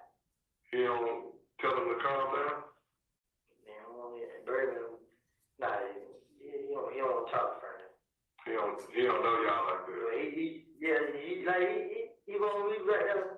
He talk to me a lot, but it don't be about that. It's just Small talk. yeah, what the hell this nigga talking about? Does he get it? It sounds like You think so? I don't think he is. I don't know. So with all the stuff with that, what was his reaction to it? Comedian, I'm trying to pay them to keep quiet. Pay who to keep quiet? Damn. Who is that? Bad folks. Oh, let's go about that business. Yeah. Here, take this, shut the hell up, leave it alone. I think it was 200,000. Pay off. I heard it by my own ears. Who is supposed to pay it to? Fly. Who's Fly? The man who owned the TIG.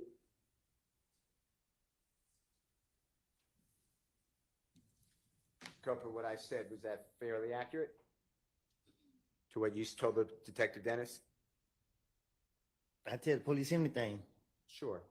Did the police ever come to you, the district attorney's office, and ever discuss with you anything to, let's corroborate this?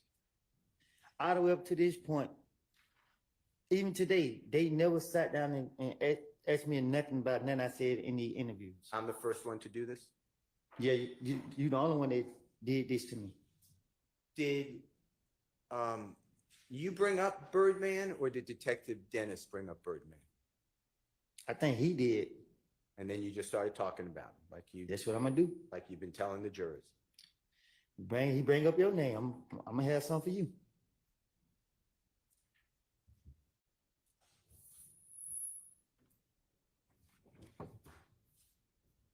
I want to talk with you about Jeffrey Williams 240Y, as in yesterday, State's Exhibit number 378YE, as in Aaron. It's June 10, 2015 again. Interrogation, it's from 10:10:23 a.m. to 10:10:51 a.m. And Mr. Copeland, if you can listen to this and tell us if this is you talking about Jeffrey was going to buy the gun that was found at the Dunbar Recreational Center for $1,000, if this is what you're talking about with the police, okay? So when I got the gun, I got it from Greenstone. So I went up to the pub to go play baseball, but I waiting on him to come get it. So waiting on who to come get it? Legina. So his brother pulled up. I mean, you talking about the big Keanu from there? Clean. Okay. His brother pulled up to get it. I mean, they like, so gonna give me $1,000 for it. I mean, so I was just looking at the gun. But I don't see it. It's going to be my same question.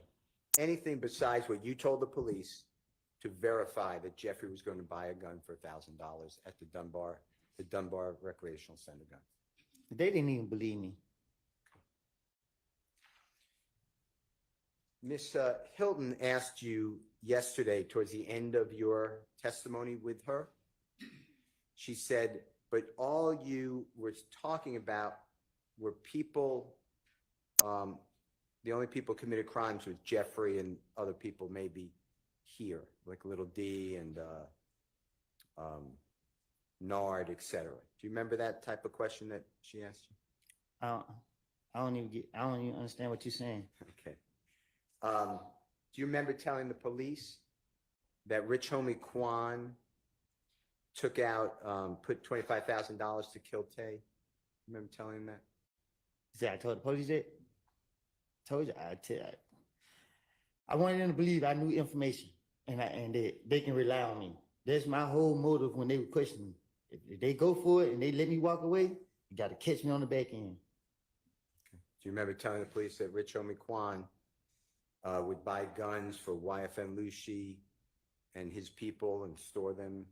I can't tell the police nothing that's going on in some with people that I'm not around. So it's self-explanatory that I made it up. Did the police ever come to you or the prosecution, meaning the district attorney's office, and say, hey, we want to go over what you said to see if we could verify it? No, I haven't heard anything until this trial. Only person come talk to me is Miss Hills. But I can't, like, she asked me, have I heard some calls? She let me hear the calls. Like, I don't recall her asking me specific questions. Okay. I'd like to play for you Jeffrey Williams 244A as an Lisa. It's a January 28th, 2015.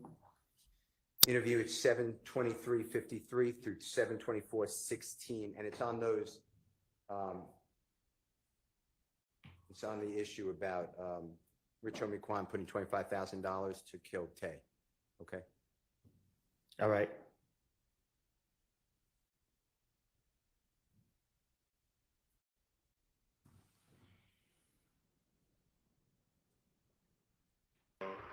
Rich Homie Quan supposed to give him 50,000 to meet a new plug. Like Rich Homie Quan told him this out his mouth. Yeah. Then Rich Homie Quan like, you got 25,000 to have Tay killed. It's like from the picture you just showed me. Nah, Tay who just got shot the other night. Oh, in the car over there. Okay. He had 25,000 to have Tay killed. Who did? This Rich Homie Quan shit. Cause he was telling me. So I'm telling Rich Homie Quan like, but. And then Jeffrey Williams 244B. It's about Rich Homie Quan buying guns and storing them for YFN Lucy and his people. This is January 28, 2015. It's 9:07:17 p.m. to 9:07:26 p.m. Now that Rich Homie Quan buying the guns for this.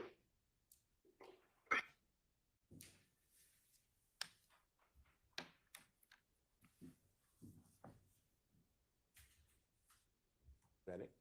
Okay. And Mr. Copeland, this is just the same thing you've been saying the whole time, right? You're just going to talk about me. If the police bring me up or want to know, you're just going to be a fountain of information, so they let you go. Man, this is crazy, man. Like, throughout my whole life with interacting with the police, they never believed nothing I said. I don't have a clue why they even got me in here. You know what I mean? Yeah, man. I'd like to talk with you about Jeffrey Williams, number 240Z, as in zebra, States Exhibit number 378YE, as in Aaron, June 10, 2015. It's 1:16:56 p.m. to 1:17:36 p.m. You said, you know what I mean? This N, you know what he did to me? He gave me $300,000 to hold, and he left and came back. Detective Dennis said, and you ain't get none of that? And you said, I don't care about money. I don't. Detective Gaither said, you care about some money. And Detective Dennis said, you kind of dissing yourself, man. And you said, listen, the N would give me money. What is N? N-I-G-G. Oh, nigga. You feel what I'm saying? I didn't need nothing. I didn't. Detective Gaither said, how much? You said, but when I went to jail, he didn't help me. Detective Gaither said, you just said the most amount of money Thud Dunn gave you. Detective Dennis said $300,000. And you said, but he left with you 300. This is Detective Dennis, and I guess came back and gave you 1,000 and you were good. I just want you to hear that and make sure that's what it said.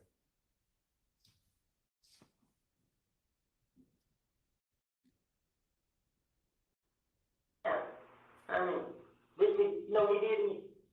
Yeah, $300,000. The whole. And he left. Came back. And you know it. I don't care about money. I don't. You care about some money. You be contradicting yourself, man. The nigga was giving me money. You know what I'm saying? I didn't need that. I did it. But when I went to jail and he didn't help me, you just said the most amount of money Thud gave me was $5. But he left you with 300, and I guess he came back and gave you a 1,000 again. You were good. You hear that, Mr. Copeland? Mm-hmm. And the police are telling you you're not making any sense, right? It's saying that to you, right? Right. They know, you believe they know this is all just try to make them, give them something they need to let you go, right? Objection, speculation. That's what you're doing. Don't speculate about anyone else. That's what you're doing, right? They know that. Dennis know it, Gaither know it. And there's no picture of you with $300,000. You're not saying that's true. You just said that to the police, right? If I had $300,000, you know, it would have been pictures, videos, and everything. The whole world would have seen it. Okay. I'd like to go through with you Jeffrey Williams, or JW 241F is in Fox, States Exhibit number 378YA is in Elisa. This is January 11th, 2015. So this is, 7-8 hours after Mr. Thomas was, God forbid, shot. It's 3:14:24 a.m. to 3:14:29 a.m. And I want you to hear and listen for whether you said this. I never had a problem with Nut. Me and Nut ain't never had two words with each other. Me and Nut was always okay. You know what I'm saying? The only person I ever had a problem with was Cal. Just tell me if that's what is being said.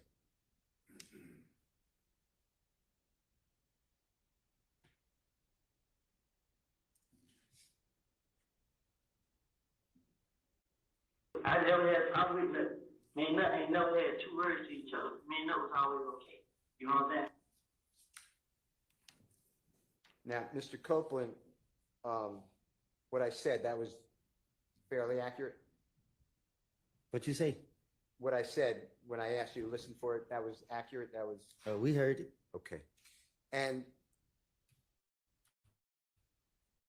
actually, a little time before January 6, 2015, I'm using that date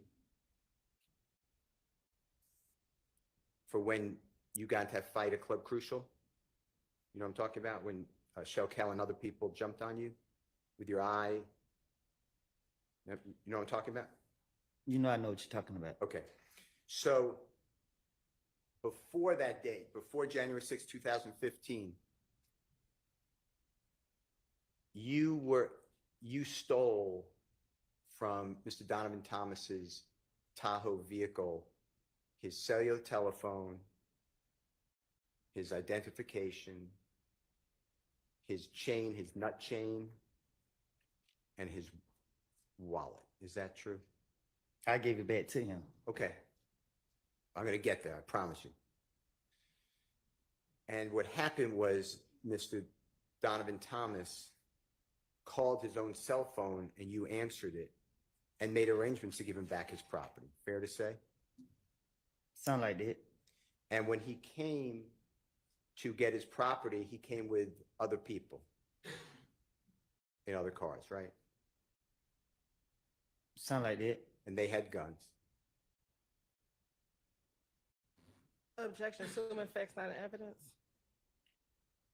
Well, he's asking the question of whether Mr. Copeland knows, so I'll overrule that. What's going on? Did they have guns that you saw? Yeah. And shortly after that, you learned that Donovan Thomas and others were going to hurt you. True?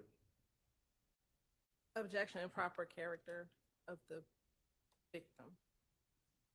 Sustained. You knew that Donovan Thomas and others made statements that you heard that they were going to hurt you. Objection, Your Honor, assuming facts on evidence and improper character evidence. Sustained. Did you ever listen to Donovan Thomas have a meeting with others where they discussed you?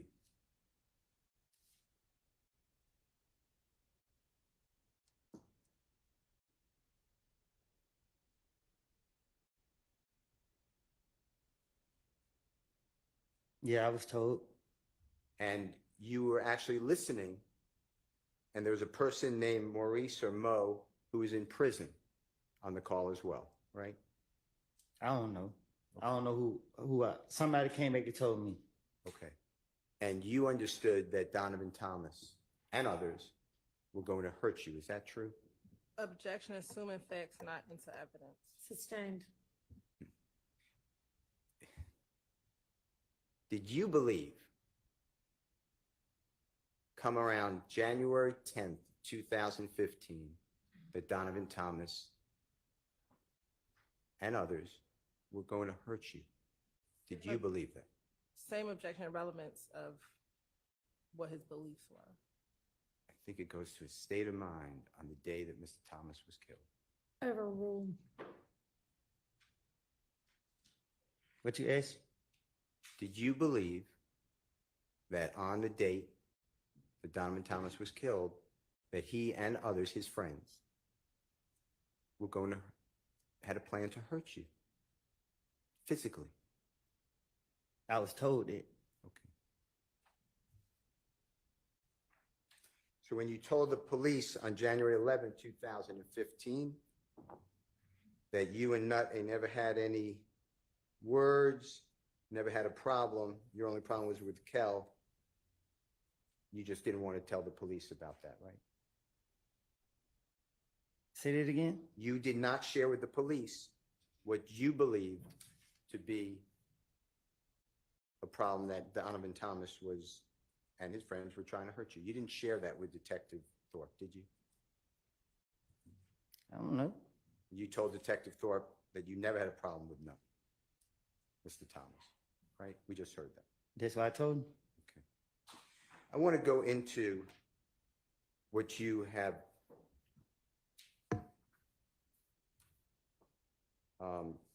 been told by law enforcement.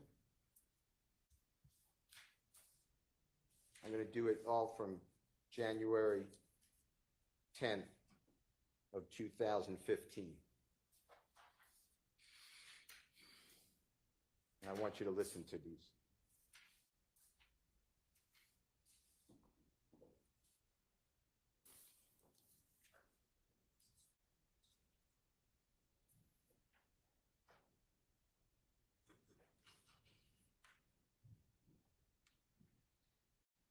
I want you to listen. This is JW 240AA, Elisa, States Exhibit number 378YE. It's June 10th, 2015. It's 1:15 p.m. to 1:51 p.m. and tell the jury if this is accurate. You said, it is though. I sat right here. You know what I mean? I promise I wouldn't back out for nothing. You know what I mean? Detective says, I'm gonna find out.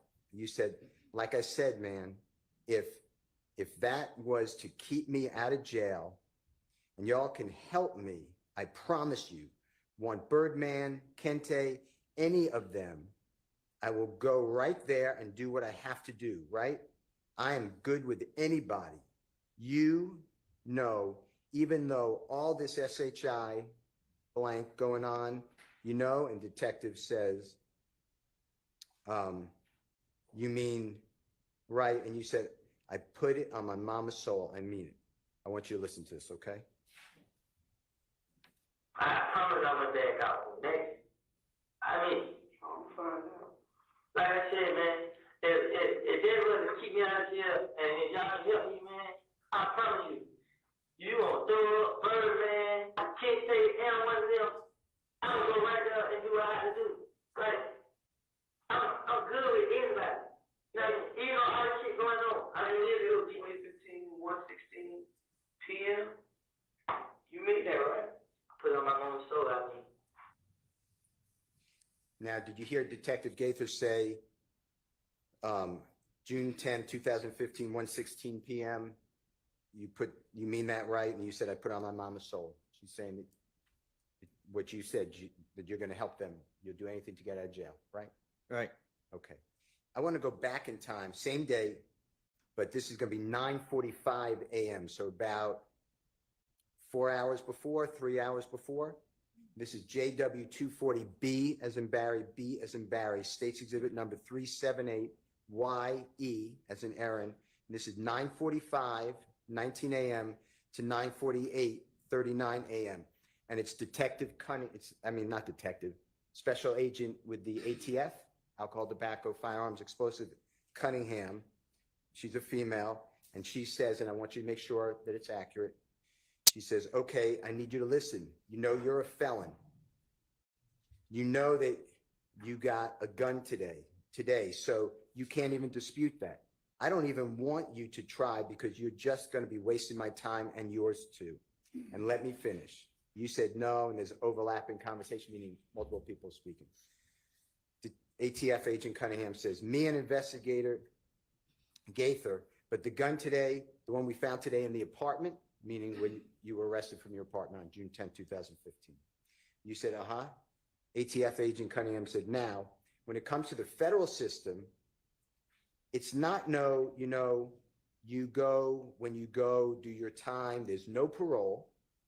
There is no what it is. And then Detective Gaither says, early release. And then Agent Cunningham says, no early release. You may get good behavior, but that's only like you get nothing. And they typically don't let you stay in Atlanta. They might ship you off somewhere clear across the country.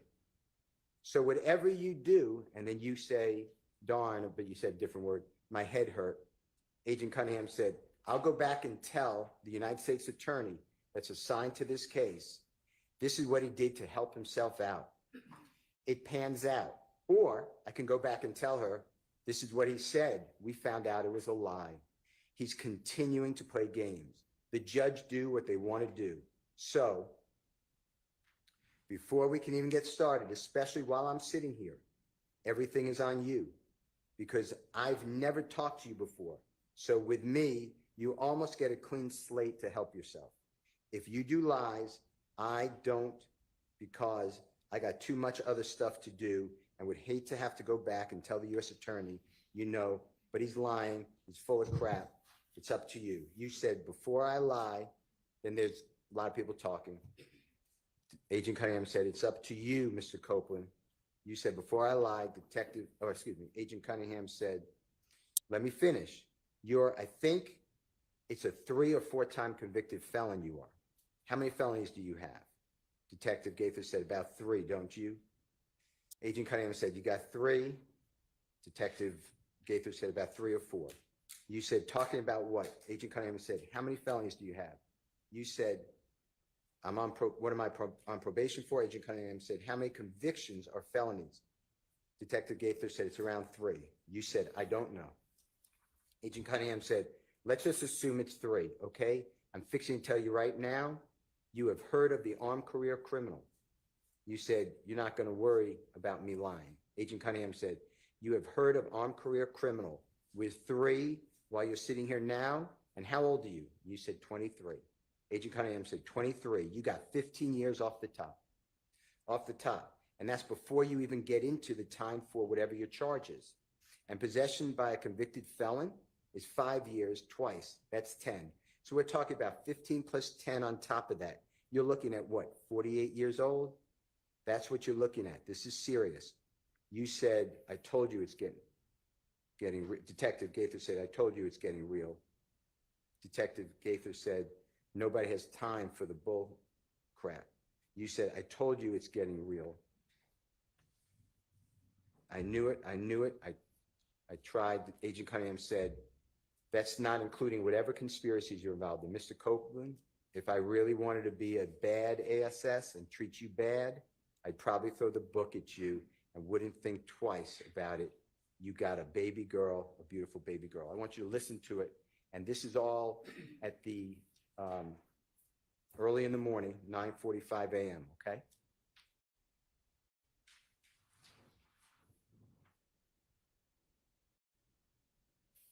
Okay, I need you to listen. You know you're a felon. You know you got that gun today. Today, so you can't even dispute that. So I don't even want you to try because you're just gonna be wasting my time and yours too. And let me finish. With the gun today, the one we found today in the apartment. Now, when it comes to the federal system, it's not no, you go do your time and there's no parole. There is no, what is it? I mean, no early release. You may get good behavior, but that's only like, you get nothing. And they typically don't let you stay in Atlanta. They might ship you off somewhere clear across the country. So, whatever you do, I go back and tell the U.S. attorney that's assigned to your case, this is what he did to help himself out.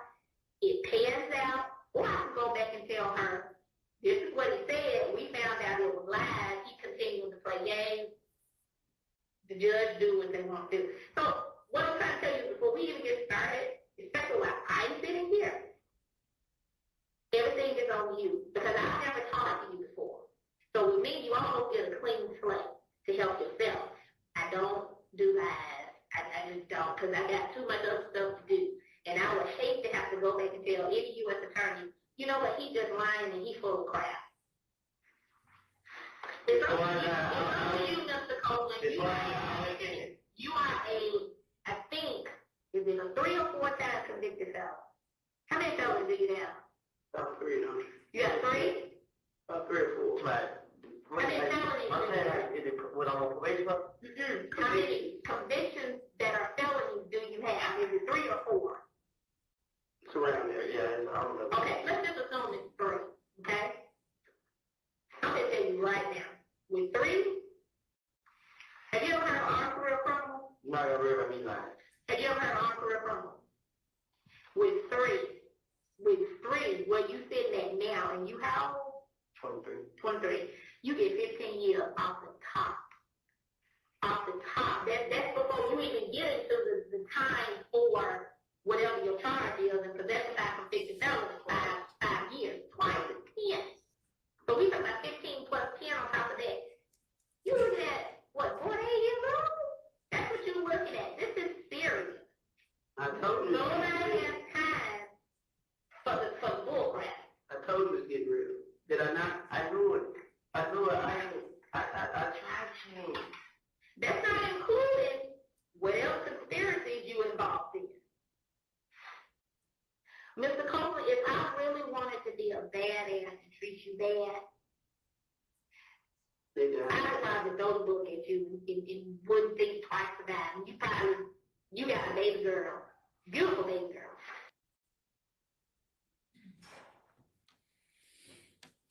Mr. Copeland, what I said, was that fair, what they were telling you? They being the federal Agent Cunningham and Detective Gaither, Detective Gaither? What happened? Is that pretty much what they're telling you? 48 years of age, you got federal charges, 25 years off the top? Yeah, she was lying too. But that's what you believed at the time, right? Yes. And that motivated you to tell the police anything they wanted to hear to get you home, right? I was always gonna do that, but it just like it scared me more. I want to go into Jeffrey Williams 240 JW 240CC is Colette Colette. It's State's Exhibit number 378. YE is in Aaron. It's again June 10th. Same interview, 2015. This is a little later.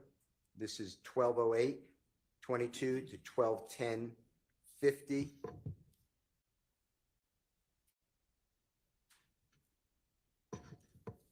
And on this one, you said, man, so what can I do?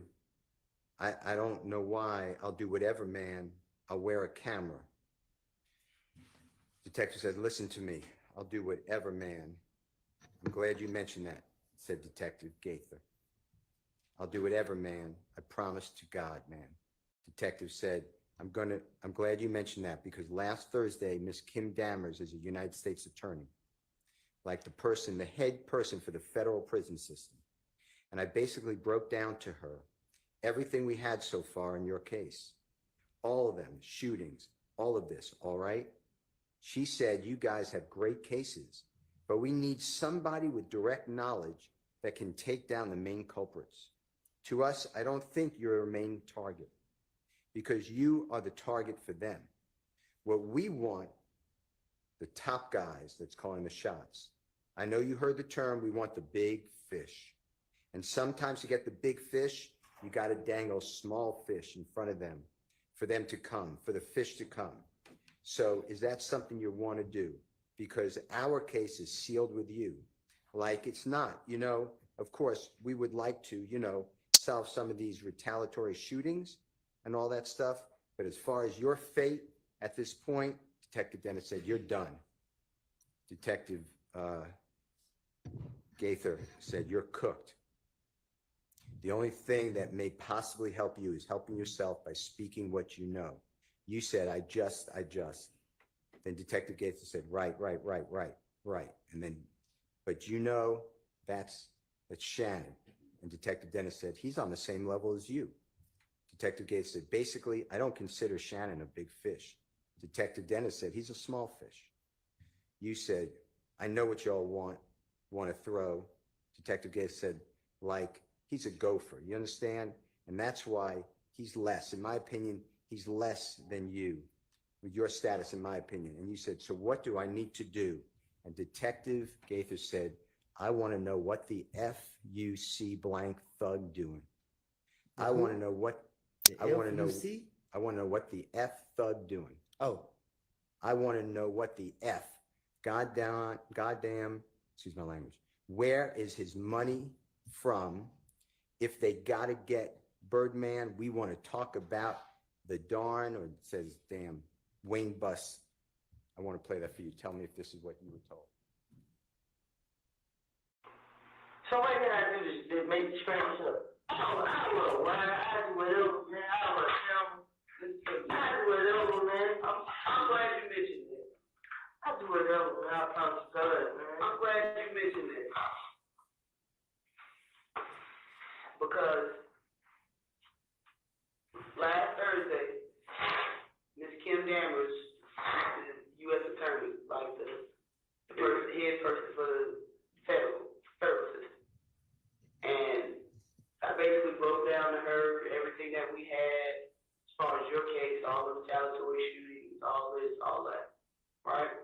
She said, you guys have great cases, but we need somebody with direct knowledge that can take down the main culprits. To us, I don't want to say you're not a main target because you are the target for them, but we want top guys that's calling shots.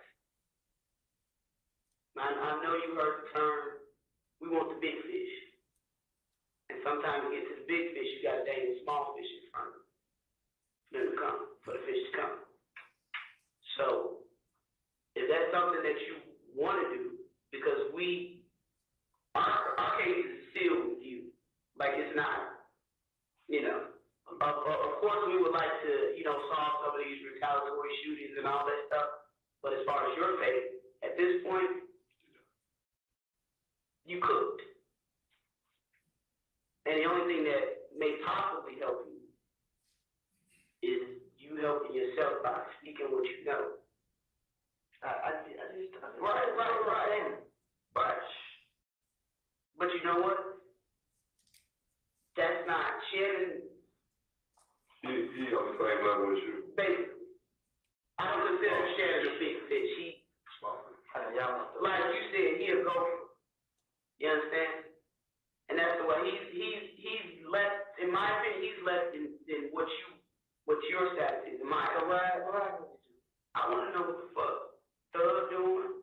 I want to know what the fuck goddamn where his money is from. If they gotta get to Birdman, people talk about damn Wayne Bus.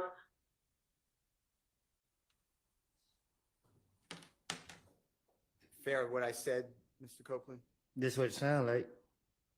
You knew before going in that law enforcement, they made it clear to you, this happens to be recorded, but they made it clear to you that they wanted Jeffrey Williams, you to give information on Jeffrey Williams, right? Yeah.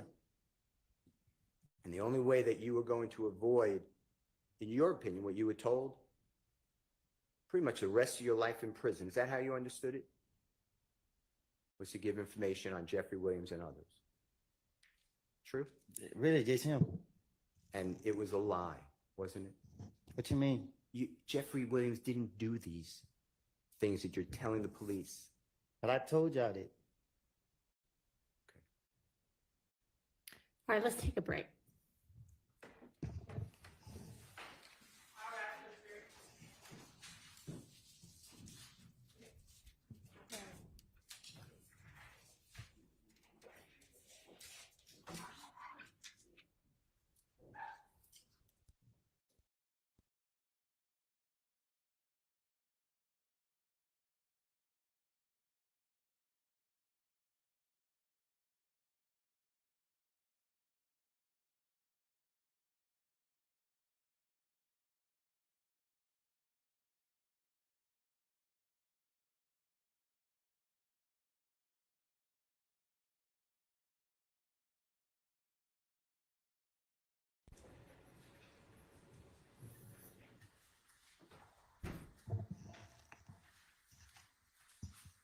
All right, I've asked Ms. Firstfield to check on how the juror is doing as well, so I'll let y'all know what we hear back. Anything before we take our recess? I will get you those cases. Okay, all right. Thank you, Your Honor.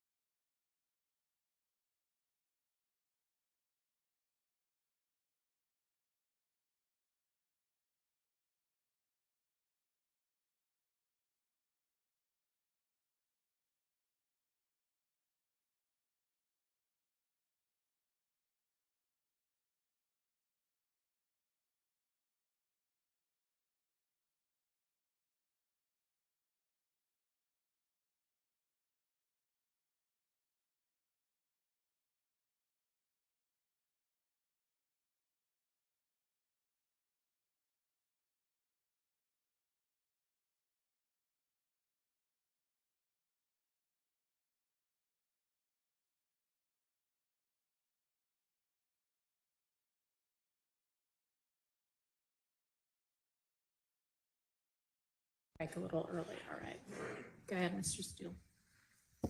Mr. Copeland, I would like to discuss with you Jeffrey Williams, JW 240DD, David, States Exhibit number 378, YE as in Aaron, that's at 11:52:04 a.m. to 11:52:28 a.m. And what it specifically, I believe, says, and then you tell us if I'm wrong or correct, that you said, because right now, I just need help. If y'all can promise, y'all could help me, I promise. And then there's some break. I don't understand what's being said. And then you say, I'll sit here, tell y'all everything I done heard and everything I done saw and everything I can tell y'all, stuff that y'all can go get. You know what I mean? Like, and then Detective Dennis said, are you willing to do that though? And you said, I promise. I'll do it right now. I can show y'all houses. Y'all can go bust your head right at the spot. I don't care, man. I just want y'all to protect. Detective Dennis says, what do you want out of it? You said, me, my baby girl. Excuse me, I said that wrong. Me and my baby and my girl. Can you listen to it for us? Right now, I just need help. If y'all promise y'all can help me, I promise you, bro. I'm gonna sit right here and tell y'all everything I done heard, everything I done saw, and everything. I can tell y'all stuff that y'all go get.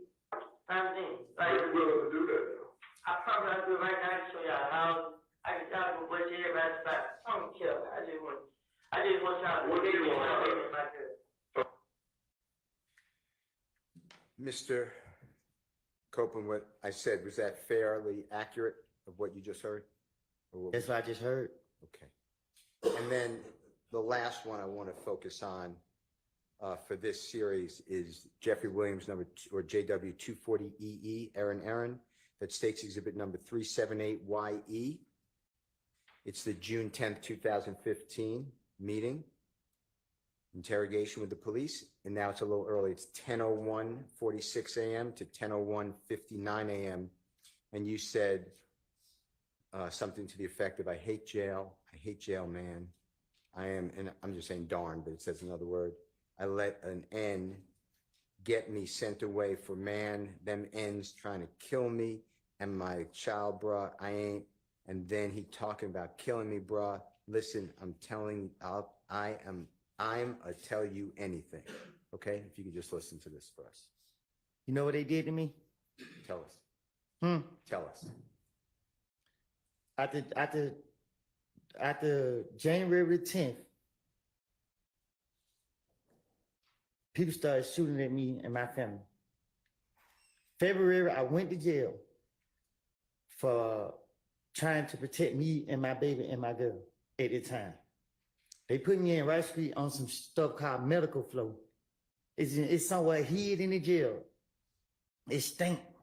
It's crazy people in there talking, yelling through the door, putting feces all on the window and on the wall. They locked me in the room. It's one door right here, it's one door right here, and it's another door back here, and it's another door back here. I'm behind this door. I don't see nobody, I don't talk to nobody, I'm by myself. I'm at the verge of losing my mind. People trying to shoot at me while they got me locked in this room. I can't talk to nobody, I can't see nobody, I'm locked in this room. They held me in that room for 3 weeks. I got out of jail. I had a court date for another county where I never even been to for some charges I never even did. I don't steal out of stores. I went down to that courthouse and tried to get it situated, went in the wrong courtroom, told the deputy, hey, my name is such, such, such. I missed court, I'm here to fix it. He said, oh, I gave him my name, told him what happened. He said, oh, you got a warrant, and he locked me up. They put me right back in jail. I stayed in jail a whole month. I had to use the money for selling my four-wheeler to pay an attorney to come represent me. I got the lawyer to come represent me. That lawyer, he got me a bond. A friend of mine gave my baby mama the money to pay my bond. She paid my bond. I got out of jail. The very next day, Atlanta police came into the gym with a whole lot of them. They got me, said that this my bag, this my gun. They took me from my neighborhood to Turnerfield. They questioned me. I told them it wasn't my gun. They let me go. They came back and get me June 10th. They questioned me. I was at the verge of losing my mind because every time I come outside, they keep locking me up. They got me. They did it. They held me in the interrogation room for a whole day, probably. I don't know. They put me right back in Rice Street, put me right back behind all these doors. They constantly kept doing it to me. Now I mean, like, I don't at this point, like, man, I'm tired of keep reliving this stuff. I'm tired of it. I'm tired of it, man. I'm sitting right here. I got cramps, man. I got knots in my stomach, man. I haven't ate none. I tried to eat yesterday. I haven't ate today. Y'all sitting up here. I asked for a break. I asked. I'm in pain right now. I understand it might be my fault. I'm telling y'all, I made it up. I lied. Damn, man. This is crazy. I'm telling y'all, my stomach hurting, man. Well, with the honorable court's order, we're going to be leaving in a little bit of time. Can you try to just listen to the JW 240EE that I just said?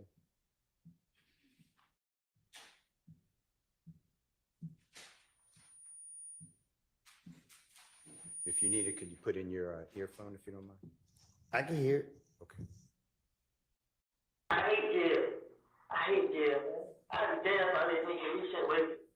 Man, my nigga try to kill me and my child, bro. And then he come out killing me, bro. Listen, I'm telling you, that's what you.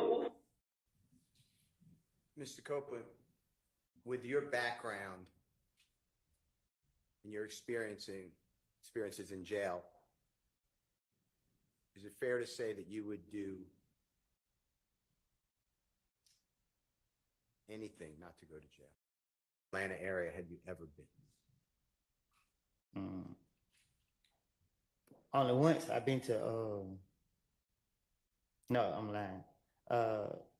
Twice I've been out of town, but it was just, I went with, when I got out of jail in 2013, my baby mama, she was going to college in South Carolina. I traveled down there with her. And then when my friend got killed, I stopped. But before that, I had went with some old friends. He took me deep sea fishing, but that was it. But Had you, in those experiences, had you ever been on an airplane? No. Or did you drive? Yeah, we drove. Okay. Okay.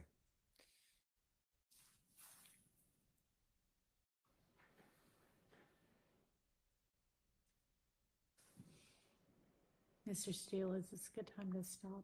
Sure. All right, we're gonna go ahead and break for the day. I will see y'all back here at 9 in the morning. Just a reminder, wear your juror badges. Don't talk about the case with anybody. Let anybody talk about it with you, including amongst yourselves. Don't use the internet or any other kind of source to try to find out information about the case, anybody involved in it. Don't watch, read, listen to, in any way absorb any kind of media accounts about this case, including social media. And hope y'all have a pleasant evening. See you in the morning. Thank you. All rise for the jury. Can I leave?